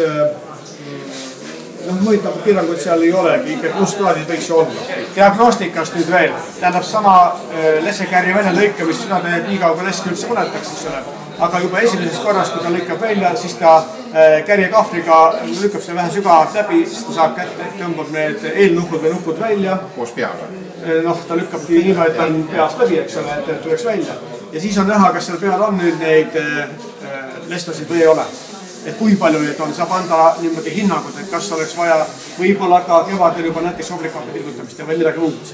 Nii et selline seire käib tal selle lese haudmest välja võetud lese nukkude saastuse üle. Tal on ka tegelikult aeg-ajalt, ta kasutab sipelkappet just siis, kui ta meie ära võtab ja hakkab söötmine, see on tavaliselt lõppes enamasti küll augustis ja ta teeb seda sellise pisteliselt paatsioon on. Tegelikult on see, et eesmärk on, kuna Soomes on olnud ka akarapidoosi, siis sipelkappe mõjub ka akarapis lestame ja see on nagu preventiivne, et siis ei saaks akarapis lestevida. Nii et mõne aasta tagant ta kordab ka seda sipelkappega ravi. Seal on see, mida kasutatakse lammastel, selline prits või mis tahes, millega saab doseerida, umbes sarna nagu meil on teistsugune, kus saab doseerida selle kogust. Ta kõigepealt söödab plastiämbritega, perokumulisena augud sees, kaanas, eks ole. Nüüd, kui ta hakkab söödma, siis ta 30 milliliitrise dosaatoriga, selle püstdosaatoriga doseerib selle, ta ütles, et need kas hügieenist sidemed või mis tahes või ütleme inimeste sidemed, aga kasutaks ka köögilappe ja muid sellised ja paned need siis selle ülemise selle sooja katte alla et nad sealt siis happe haurustab ja see on 65%. 65%? 65% sipelkappe. Ja se tulisi 3-4 kertaa. 4 kertaa me käytetään 3 päivän välein. Ja siis 3 päivän takka kannattaa 4 korda seda jahtaa. Väga oluline on see, et vesi teaks, mis seis tal need lastadega peres on, et pidevalt tuleks teha diagnostikat, jälgida. No see kevadine leseauto välja nägite ka ühtegi teist. Sest et kui nüüd heas usus panna küll ravim peale, teadmata milline seis on, siis võib juhtuda, et tegelikult seis oli palju halvem ja ravi pole piisavalt efektiivne. No ja ühesõnaga kevadel lesehaudmes oli lesta vähe, siis ka ei ole neid suvel tavahaudmes liiga palju. Nii et vahepeal ta diagnostikat ei tee, aga kui ta nüüd sügisel teeb ära selle ohvrikappe tilgutamise, siis 20% peredest paneb sinna taru põhjale padarilehe ja siis nädala-paari pärast ta vaatab, palju on sinna neid lestasid pudenenud, siis see annab situatsioonist ülevaate, kuidas see pere läheb talve ja mis on järgmine kevad ootama. Hapet peaks andma nende raamide pealt ja mitte põhjale, mõtle miksi. Kuna tema gaas või see aurustanud on raskem kui õhk, ta valgub alla raamide vahelt. Kui panna alla, siis ta üles ei tõuse. Sipelkappe aurustumise intensiivsus sõltub muidugi temperatuurist ja on teatud risk, et kui on nõrgemad pered, et siis võib tõesti olla, et nad ei suuda ise temperatuur reguleerida ja välistemperatuur aurustumist kiirendab niivõrd, et see kontsentratsioon läheb pesas liiga kõrgeks. Sellepärast antakse soovitus, et tuleks anda kas õhtul või temperatuur üle 22-25 kraadi ei tohiks tõusta sel ajal. Võis vastavalt vähendada doosi. Aga nüüd Jürki ütleb, ta oli vahepeal ka konsulentina töös, et ta proovis siiski päeval anda ja ei juhtunud midagi palavate päevadega. Nii et mesilased suudavad paljud mesiku kuidas öelda, hälbed likvideerida ja oma pereelu tagada. Aga tegelikult on niimoodi, et tõepoolest sipelkappe võtab ikka emasid ära. Võib võtta tähendab. Jürki mõttekäik on see, et tugeva mesilas pere korral on alati see laudme temperatuur on konstantne, see ei sõltu välistemperatuurist. Ja seega võiks nagu arvata, et see happe kontsentratsioon seal ka ei sõltu. Nii et kunagi varasematel aegadel enne seda, kui hakati ohvrikappet rohkem taritama, ta kasvatas 10 aastat sipelkapet ja erilisi hädasid ei olnud. Et just selle söötmise algusega koos, eks ole, annab ta peale siis selle sipelkappe esimese potsuga. Näete, mina olen oma informatsiooniga maha jäänud. Ta vanasti tarvitas jah seda pööratud ämbrit, kus olid augud kaanes. Nüüd ta teeb lihtsamalt, nii nagu teeb Maarja Valtin. Et ta paneb ikka õiget moodi selle ämbriga, peale paneb õlekihi, õled, eks ole, ja siis õled läbi õlgeda, siis saavad mesilased kätte selle suhkralause. Söötmise ajaks tal on ju nüüd, eks ole, tegelikult ta söödab ühe korpuse pealt, eks ole. Siis ta paneb siia sellise vahelae, millel on siin on kas riba lahti või on ava. See võib olla papist, aga ta võib olla ka tegelikult veidi paksem, kuidas tahes. Seda toimib ka tegelikult soojusisolatsiooni mõttes. Ja siis siit kaudu mesilased käivad üles, eks ole, ja siis on see ämberdal siin koos oma põhukihiga. Ja siis selle vahelae alla, sinna paneb ta sipelkappega selle lapi või mis tahes kandja, mida ta kasutab, kui ta kasutab sipelkapet. Ja siis 3 päeva takka sealt käib vahetamas. Siis see söödale ligipääs eestpoolt, lennova poolt ja lennovast kaugemas servas võiks olla sipelkappes, sel juhul kui ta aurustub ja valgub alla, siis ta valgub ühtlaselt läbi kogu selle pesaruumi. Kui ta on ühe külje peal, siis teine külg nagu jääb vähem töödelduks. Suure potist tuleb aurdal, eks ole, ja see läheb siis selle süsteemist läbi. Välistamisega lõik ka maha. Ja siit see kärjekaaneks läheb seda kaltrenni mööda sinna sellesse seadmesse, mis on siis on pesumasin, pesutsentrifuug. Ja vana pesutsentrifuugi, sellest sentrifuugist vee välja ja keskelt saab kuju vaha kätte. Ta lastakse käima siis, kui ta on üsna mitu juba lahti kaanitud sütnud läbi, nii et küllalt palju oleks seda kärjekaanetesse laadnud. Siis lastakse üks kord läbi ja puustus ring peale. Kärjepind ei ole päris ühtne, siis mõni kord juhtub ikka, et osa jääb lahti kaanetamõttes, kärje raja peal tuleb üle vaadata ja kärjekahvriga lahti teha need osad, mis kinni veel. See on tal see soe ruum, mida toob mesilast erama korpused leikärgedega, siis ta paneb üheks ööpäevaks või ööks sinna sisse. Soe kamber, lämpetila on 30-40 aastat ta sinna valime. 30-40 kraadi on soojus seal, hommikul hakkab purritama siit sooja meie kärged, mesi paneb soojad. meie korral käib see vuritamine palju kiiremini ja puhtamaks saab ja lõhub vähem kärgi ka tegelikult. Kui ta ei tule hästi välja, siis hakkab seal suuremate kiirustega lõhkuma kärgi. Üks mesinik on lahendus pärast vuritamist, see meie kärg on 100 grammi kergem, siis kui ta on tulnud soeruumist võrreldes sellega, kui ta otse toodi. See tähendab ühe korpuse kohta 1 kilomeetrit. Kirjutada siinpõra mööst. Ei. Ihan tulee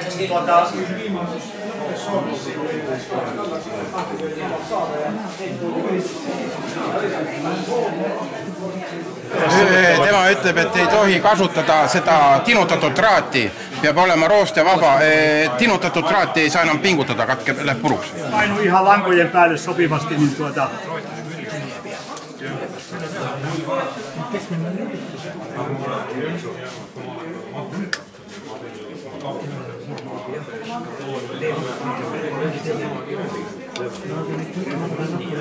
Jüri, nad ütlesid, et see seebikivist tegemine on Eestist tulnud Soomesse. Eestlased on toonud ja ütlesid, et kõik teevad sellega. Niin se irrottaa sen paremmin. Tähendab, seebikivi lahusest pesemisega nii, et ta tegelikult lööb küll need traadiaugud ja kõik lööb puhtaks, eks ole. Aga pärast võib jääda eriti propolisega osad võivad jääda kleepuda kinni. Aga lisaks seda, see on mingi männioka, männioka seep või mis tahes. Et seda lisades siis see nagu aitab need pahajäänused ja propolise jäänused kahtu lüüa puu küljest. Et puupind puhtaks. 800 raamida ühe korraga sellest mingisugusest peale 100 liitrisest sellest pajas keedab ära. See on töömehele päeva töö. Kuuma auru pesuriga pesevad nad neid korpusi, kui sinna vaja peaks olema, aga ilmselt ei koguvad mitte sageli. Ülerõhu aurukaks on kuni 130 kraadise aurukaks. Üldiselt piisaks täiesti kuskil seal 90 kraadisest veest, 90 kraadisest, et pesta ära korpused, sest et on nagu hinnatud, et korpuste kaudu haiguste levimine on minimaalne, kui üldse korpusseinte kaudu. Sellega ei taha muidugi öelda, et selle kasti seinad peaks olema räpased, aga see aitab kindlasti kaasa, kui see puhas hoida, et haigused ei levi. Aga lihtsalt ütlesid, et kõige tähtsam on see kärjemajanduse osa ikka ja kärgide kaudu haiguse levimise võimalus. Nii et see emalahutusvarrega on siin omad põhjused, põhjendused ja edud. Kevadel mesilas ema paneb ka tumedatele kärgedele. Kui talle kohe anda sisse alguses kärjepõhi, siis ei lähe mitte see asi. On söötmisaeg, et mesilane parema meelega paneb kõigepealt tumedatesse kärgedesse talvesööda ja alles siis eledamastesse. Aga kas meil on tingimata seda tema eelistust tarvis ära kasutada, pidades silmas nende haiguste ja muude selliste asjade külge? Tähendab, Norras on niimoodi, et seal on 2 mett, on kevad-suvine mesi ja siis on kanapikumesi. Ja praktiliselt peaaegu kõik käivad kanapiku korjel, aga pärast kanapiku korjelt võetakse kogu see kanapiku meega seotud kärjed ära, sest talviseks üleelamiseks on need halvad, seesama kanapiku mesi, eks on raske seedida, jääkained, seedimine läheb täis ja võib tekkida seal nosematoosi, mis tahes levik. Nii et siis tuleb vahetada kogu see inventar kergema talveinventari vastu. Mõned, kui nad tulevad kanapikult tagasi, annavad kärje põhja ja sunnivad mesilased ümber üles ehitama, et sinna panna talvesööd sisse. Ja kuna mesilased teavad, nii pikk talv on tulemas, tuleb üles ehitada ja ehitavad üles. See muidugi sõltub perede tugevust ka. See on niimoodi, et seal, kui lõpeb meil peakorje ära juba juuli keskel paremgi, kui rapsid saavad otsa, siis nad söödavad kohe. Täna vuritasid rapsimine välja, panid emalahutusvõre, selle peale panid selle tühjade kärgedega korpuse ja sinna kohe söödavad lihtsalt peale. Et see tugev pere, palju mesilasi valmistaks talvesööda ette, söödavad seda korpuse täis, tõstavad lattu ja kui siis läheb tallituma pere kuskil seal septembris, siis on aastale valmis sööda korpuse panele peale. Nii et üldine mõte jah, et mida varem me laseme talvesööda omal varudesse panna, seda parem talvitub, kuigi liiga varas me tahame mett saada veel, aga teema on see, et liiga hiljaks ei tohi jääda. Kanarpikku mett ei tule, kuna siinkandis kanarpikku ei ole. Ta ostis küll selle Norra kanarpikku meie kobesta, eks ole. Aga 3 korral on ta seda saanud ainult kasutada. See ei ole. Et kanarpikku mesi on, jah, see on kanarpikku on kapriisne ka Eestis, kui teate paljud, eks ole. Et ta tahab tegelikult piisavalt soojust ja niiskust, eks ole. Ja nüüd Norra näiteks ja ka Inglismaa saartel, eks ole. Seal on niimoodi, et on suhteliselt palju niiskust, palju sademeid ja see on üks eeldus, et saada kanarpikust päris head mett. Tähendab jah see, et ta nüüd söödab tegelikult ühe korpuse peal on tähtis tõestus, et see korpus saab ühtlaselt talvesööta täis, et ei jää tühja kärge sinna. Ja kui see pärast hiljem talveajaks läheb teiseks korpuseks, siis on kindel see, et olgu see kevad kui pikk tahes, ei tule lagi enne vastu, kui kevad jõuab kohale. See tähendab, et kõva raha vooganud. No aga kui oli üks 300-350 peret siin, eks ole, eks sealt see voog tekib ka ja mesinduse tasuvus ei ole väga halvalt Soomes profidel tegelikult. Tundub jah. Kurvi, kuhu kärjed sisse pannakse, sulatamisele minevad kärjed. Igasse läheb 25 raami, need kokku 100 kärge korraga sees. See 5 korv on siis tagavaraks, et kogu seda tsükkel ju käib siin hommikust õhtuni. Kui üks korv on juba sulanud, siis tõmbab selle välja. Eelmine see üleval seal on täis laotud juba teisi sulatamisele minevad kärge, selle paneb asemele, uksed kinni ja protsess jätkub. Ennast tuleb häyriputki sisälle. Toru tuleb seal. Ja siis kummagi korruse vahel on siis need kogumispinnad, kuhu vaha siis valgub. Ja see vaha valgub niimoodi allapoole ja alla on siis selline pool tünn, millest siis kõige lõpuks alla valgub. Ja seal on siin muidugi kaasas ka see, ütleme, sulanud mee ja söödajäägid ja edasi, sest magusosa ka. Tähendab, see on siin esimene etapp, eks ole, kus saadakse kätte suurem osa vaha, aga nüüd see, mis valgub sealt kärgedelt maha, see sodi on veel küllaltki vaharikas, seal on oma 5% või rohkem veel vaha sees. Siis selle ta paneb pärast patta, keedab üles, eks ole, ja siis paneb vurri selliste kotikestesse ja vurritab välja selle kuumast sellest vaha ja vee segust. Vurritab siis selle vaha välja. See on Rootsi sõjaväe aurugeneraator.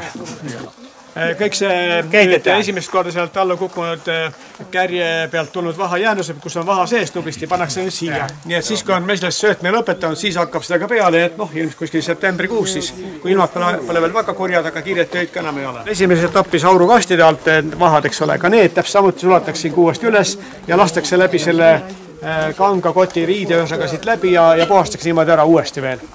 Ja siis ta lööb kuumaks ja siis võtab ämbriga.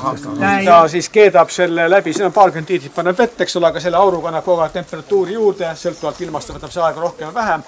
Ja siis selle vee ja vaha segu siis selle ämbriga võtame ja valab siis siia läbi selle koti kanga ja niimoodi filtreerib sealt sodi välja ja saab enam-vähem puhta vaha siis. Tähendab, kärjed niimoodi paigutab risti, eks ole, et see kontaktpind oleks võimalik väike, 4 punkti on nende 2 kärje vahel, et siis kõik vabad pinnad ju pestakse selle seebikivi lahusega üle ja puhastakse ära, vaat need kontaktpindu hästi puhtaks saa.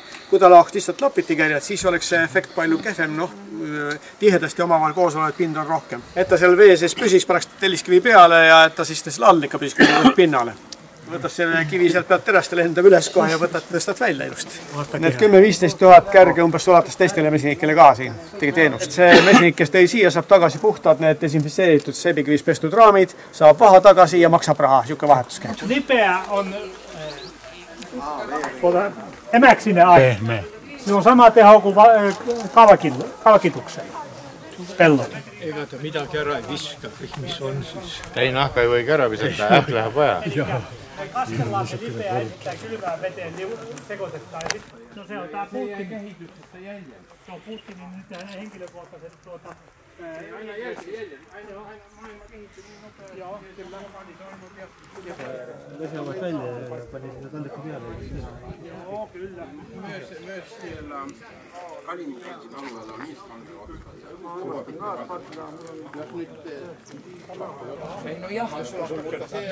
Pakett on parem, jah? Oluline on kattinud.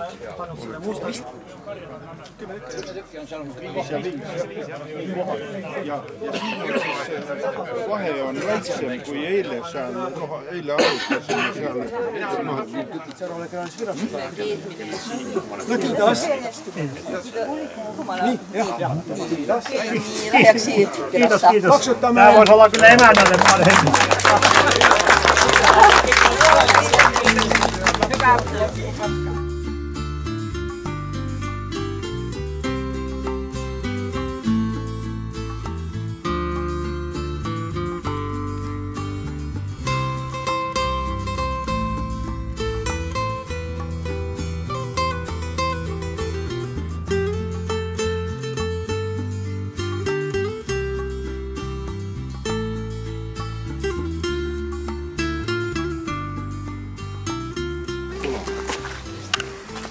Tervetuloa tänne meidän yritykseen. Saatte aru, millest juttu, eks, et alustame nõndamoodi seest kohvilaua juurest ja pärast vaatame, mis saab edasi.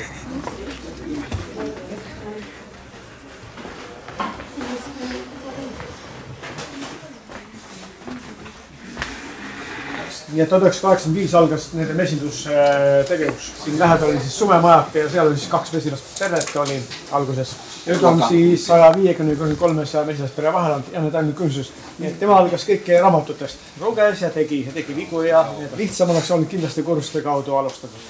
Janne on tegelikult olnud riigiametis, ta oli ametimees, eks ole, piirivalves ja ohvitser ja siis ta 5 aasta eest jäi pensioni, nüüd ta on puhas mesindustegelane siis. 2002 siin külakaupus lõpetas oma asjad, ostis selle endale ära.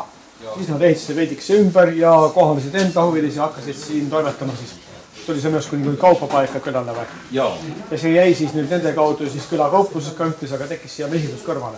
Siin on saanud selline toidukaupade müümise kohta ja samal ajal ka mesindustarbeid müüdud. Ja nüüd see toiduainete osa on järjest vähenenud ja rohkem on just keskendutud siis mesindusinventorile ja mesindustegevusele. Ja lisaks sellele meetootmisele, mis on nagu tüüpiline, nad kasvatavad ka, teevad peresid ja müüvad siis peresid ja mesilasemasid kasvatavad ka. Tänavu aasta on olnud selline iseäärelikult pikaldase kevadega, paar nädalat on emade kasvatus viibinud ja emade paarumine veel ka. Nii et kahjuks praeguseks hetkeks ei ole veel müügivalmis emasid. Paarumismesila on siit 10 kilomeetrit eemal, seal kus ta siis need spetsiaalsed lesepered on ja kus ta emast kasvatab. Ja seal on siis just nimelt selle suunaline tegevus kontsentreeritud, mujal on meegrupid. Ja nende töötegijate väest, ise on ta niimoodi pealik, et tööd, siis on üks püsitöötaja, aga selle suvit on hooajatöötajaid, siis kui on tegemist rohkem vee võtmisega või muu sellisega hooajatöödega. Janne oskab siin öelda päris hästi ülevaadet Soome kohta, ta on ise olnud siin tükk aega aktiivselt mesinike liidu juhatuse esimees on ta juba paar aastat, nii et ta teab täpselt Soome olukorda ja oskab kõigist rääkida. Soome mesinike üldarvuks hinnatakse 2400, keegi täpselt ei tea statistiliselt, aga liidu liikmed on 2000 ümber neil. No nagu Eestiski, enamus mesinikke on lihtsalt lusti pärast peab mõnda peret, 10 peret oma õueaiama kõrvale kus tahes ja alla 100 on siis neid, kellel mesindus annab teatud tulu, kellel on kas täisprofi või poolprofi tegevusala. Soome meetoodangu maht on nii keskelt läbi 1600 tonni kantis olnud aastas. Kõige kehvem aasta oli 800 tonni kantis, aga väga hea aasta, see vist üle-eelmine aasta oli 3000 tonni ligi. Ja see mee saagi suurus siis jälle mängib omakorda ja määrab selle mee hinna taseme. 2006-2007, kui jutt oli 3, minu meelest head meie aastat, siis oli hind läks alla, need kuskil selle ainult 200 peale eurot võis saada hunajuhtumile müügiks ja teistele pakendajatele. Hulgi hind tähendab suurtes nõudes. Praegu on siis pakenduskeskuste niimoodi 5, 5, 10 ja võib-olla pisut rohkem öeldi hunajuhtumileks, aga ütleme 5 ümber on see jämedasti hulgimüügi hind praegu. Meie turul, meie tarbijate ja ostjate poole peal, see varasemal ajal on umbes niimoodi, et kui 3000 tonni läheb aastas keskelt läbi, siis sellest oli 2000 Soome ja 1000 näiteks importmesi. Nüüd praegu kipub pooleks olema. Ja ma mäletan ka aega, kus on nii, et Soomes oli import meie osakaal oli ehk veerand, aga sinna on 15 aastat tagasi. Üldiselt on siiski meie tarbimine ja ostmine on suurenenud, nii et 3200 tonni või nõnda aastas on ta viimase paari aastaga olnud. Aga see kodumaise mee hindamine Janne arvates sõltub põhiliselt sellest, kui palju suudetakse seda pakkuda. Üldiselt eksporti ei ole, see on niimoodi 10 tonni piires kõige rohkem ja see on enamasti nii, et minnakse Saksasse jõululaadale või kuhugi mujale. Sihipärast suures mahus eksporti ei ole. Nii et üldiselt püüavad Hiina meeturul akna lahti raiuda vähehaaval mesinike liidu kaudu, et selliseid ka suuremas mahus ekspordi võimalusi hakata tekitama. Ja samalaadsed töötajad kui hunajuhtuma, kes on nüüd nagu Jaapani turgu püüdmas avadest. Jaapanis on oma varustatus on kuskil 10% ja umbes 90% on importmett. See on niimoodi, et seda varutoositõrjet nad on ikka siin aastat läbi kogu aeg püüdnud mesinikele õpetada ja see toimib, aga häda selles, et kuna varalestadel on järjest rohkem kaasas viiruseid, siis juba väiksem kogus varalesta on ohtlikum kui varastast mingi suurem hulk oli ja see teeb asja keerukaks varatoosi probleemide algas. Nii et talve kaod nüüd oli 10%, enne 7%, enne suhteliselt hästi on läinud, viimased talved. Ja see viitab selle, et varutoosiraviga siiski saadakse suhteliselt hästi hakkama. See tähendab seda, et see koolitustöö, mida on tehtud Mesinike Liidu kaudu ja mesinusprogrammi kaudu ja see hakkab vilja kandma, et see mõte on ikka mesinike järjest rohkem jõudnud, et ei saa kõrvalt vaadata, et ehk ei ole midagi, mingit probleemi, tuleb pidevalt tegeleda varutoosiga. Nii et see teavitamine, ka meil on see väga tähtis, mida meie mesinusprogramm ja Mesinike Liit teeb sama lugu, et paljud mesinikud lihtsalt heauskselt arvavad, et probleemi ei ole, aga peavad võib-olla ka peresid. Üldiselt on nendel selline poliitika praegu, et ikkagi neid looduslikke ja loomulikke raviviise vahendeid talitada. Seesama lesihaudme väljalõikamine, siis hapetega ravimine, eks ole. Et see siis, ja kuigi ametlikud ei ole keelatud talitada ka apstaani ja muid selliseid pingemaid asju, aga samal ajal kontrollitakse mees jääkaineid ja kõike muud järjest tihedamaks.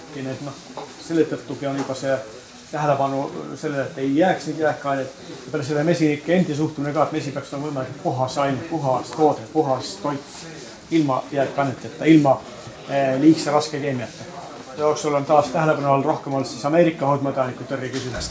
Nii et nagu öeldud, 16. märtsist hakkas nüüd toimima see ministeeriumi poolt uus ministri määrus ühest poolt ja teiselt poolt on Mesinike Liit töötanud välja oma sellise juhendi mesinikele Ameerika haudmataniku tõrjeks. Ta on sellise enesekontrolli ja enese aktiivsuse plaan, et kuidas mesinikud ise neid asju püüavad hoida. Ja teine pool on siis riigi pool, kuidas ta seiratakse ja aidatakse.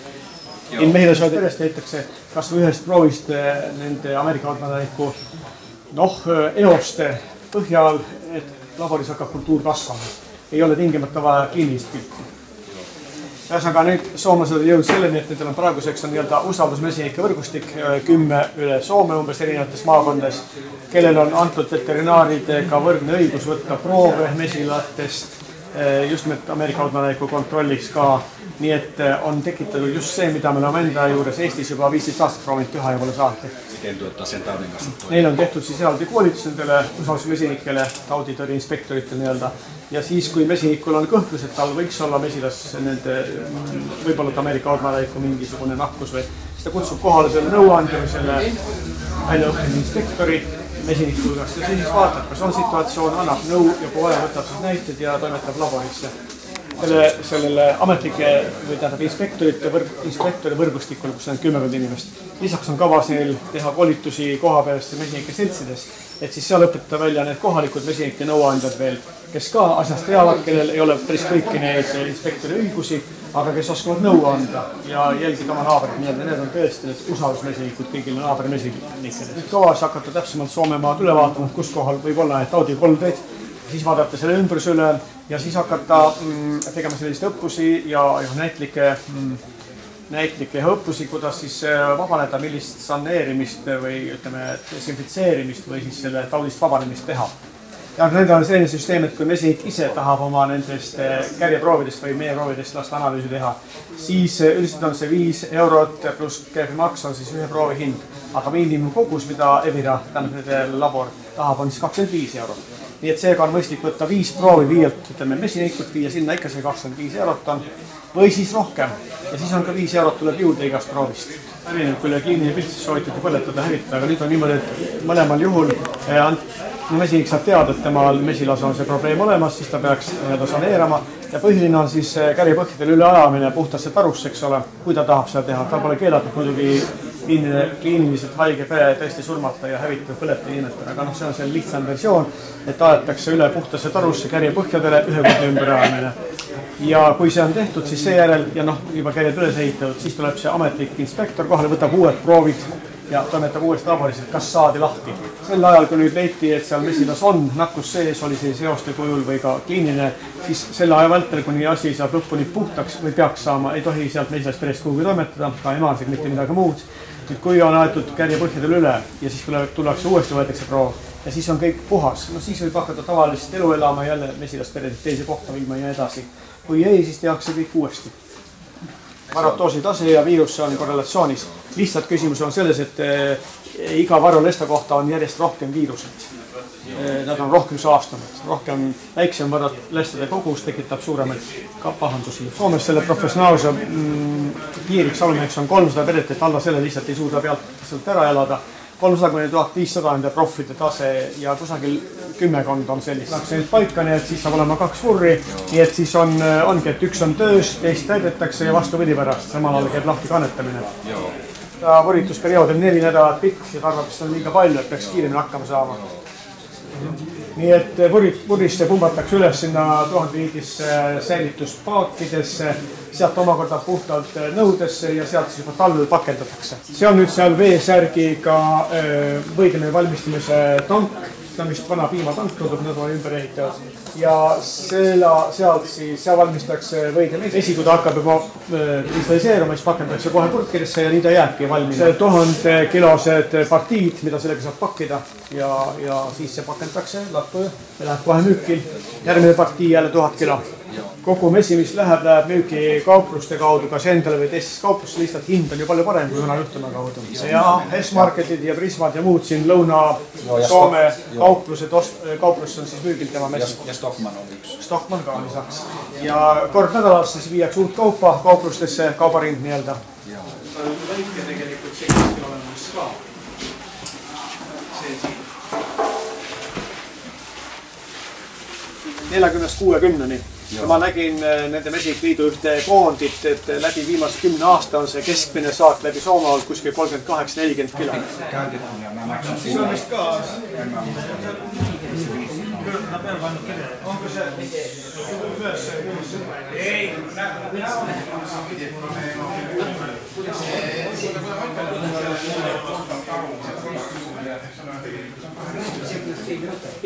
ma pean ütlema, et asjad käed kui valmis, et kunagi oli neil puha metsa ümberringi ja puuinventar, siis tulid need stürokspesad, aga nüüd on taas hakatud rohkem roheliselt mõtlema ja neid loomulikke materjali tarvitama ja puukorpused on uuesti populaarsemaks saamas jälle.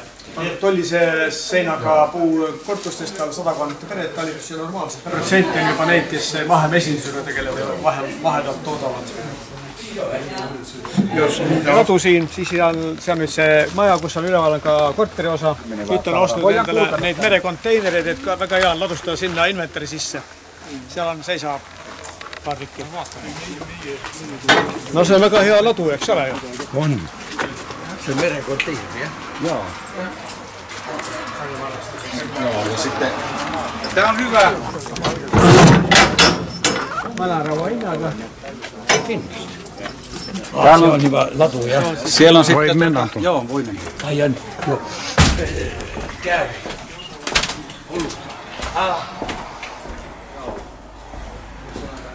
Se on. Tässä, tää on tämmönen Perede mesilodal, kus osad müüb ära ja osa lähevad oma mesila laiendamiseks või asendamiseks. Praegu ühel korpusel siin.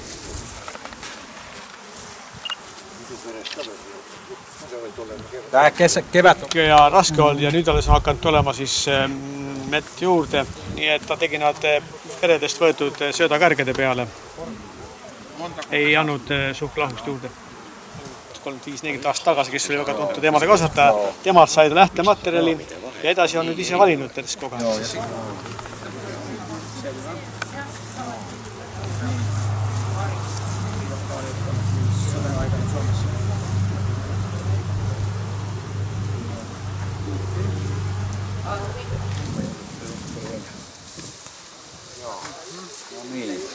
Se on se kaikki niinku tilat.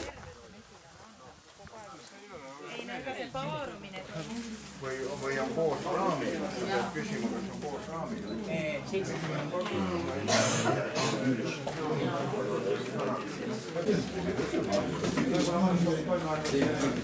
No nii, läks kaubaks. Teil läheks siia Virossa tässä. Kiitos paljon ja kiitoksia käynnistä. Oli tosi kiva kun tulitte käymään täällä ja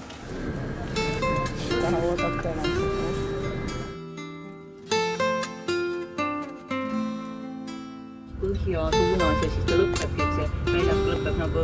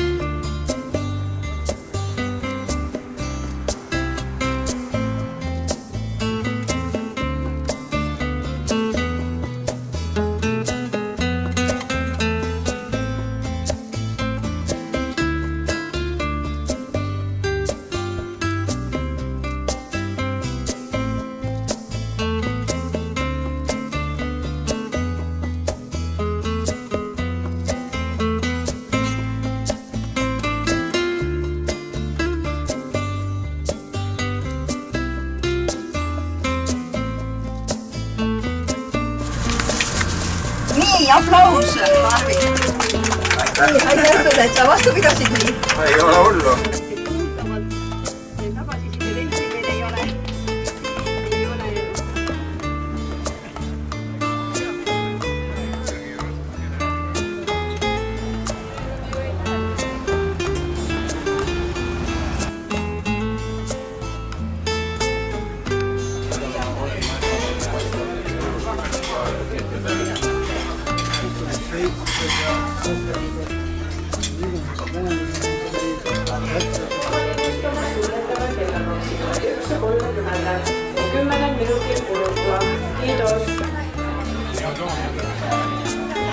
Head Bistrovilla külalised, juhime tähelepanu, et söömise jookide serveerimine lõpeb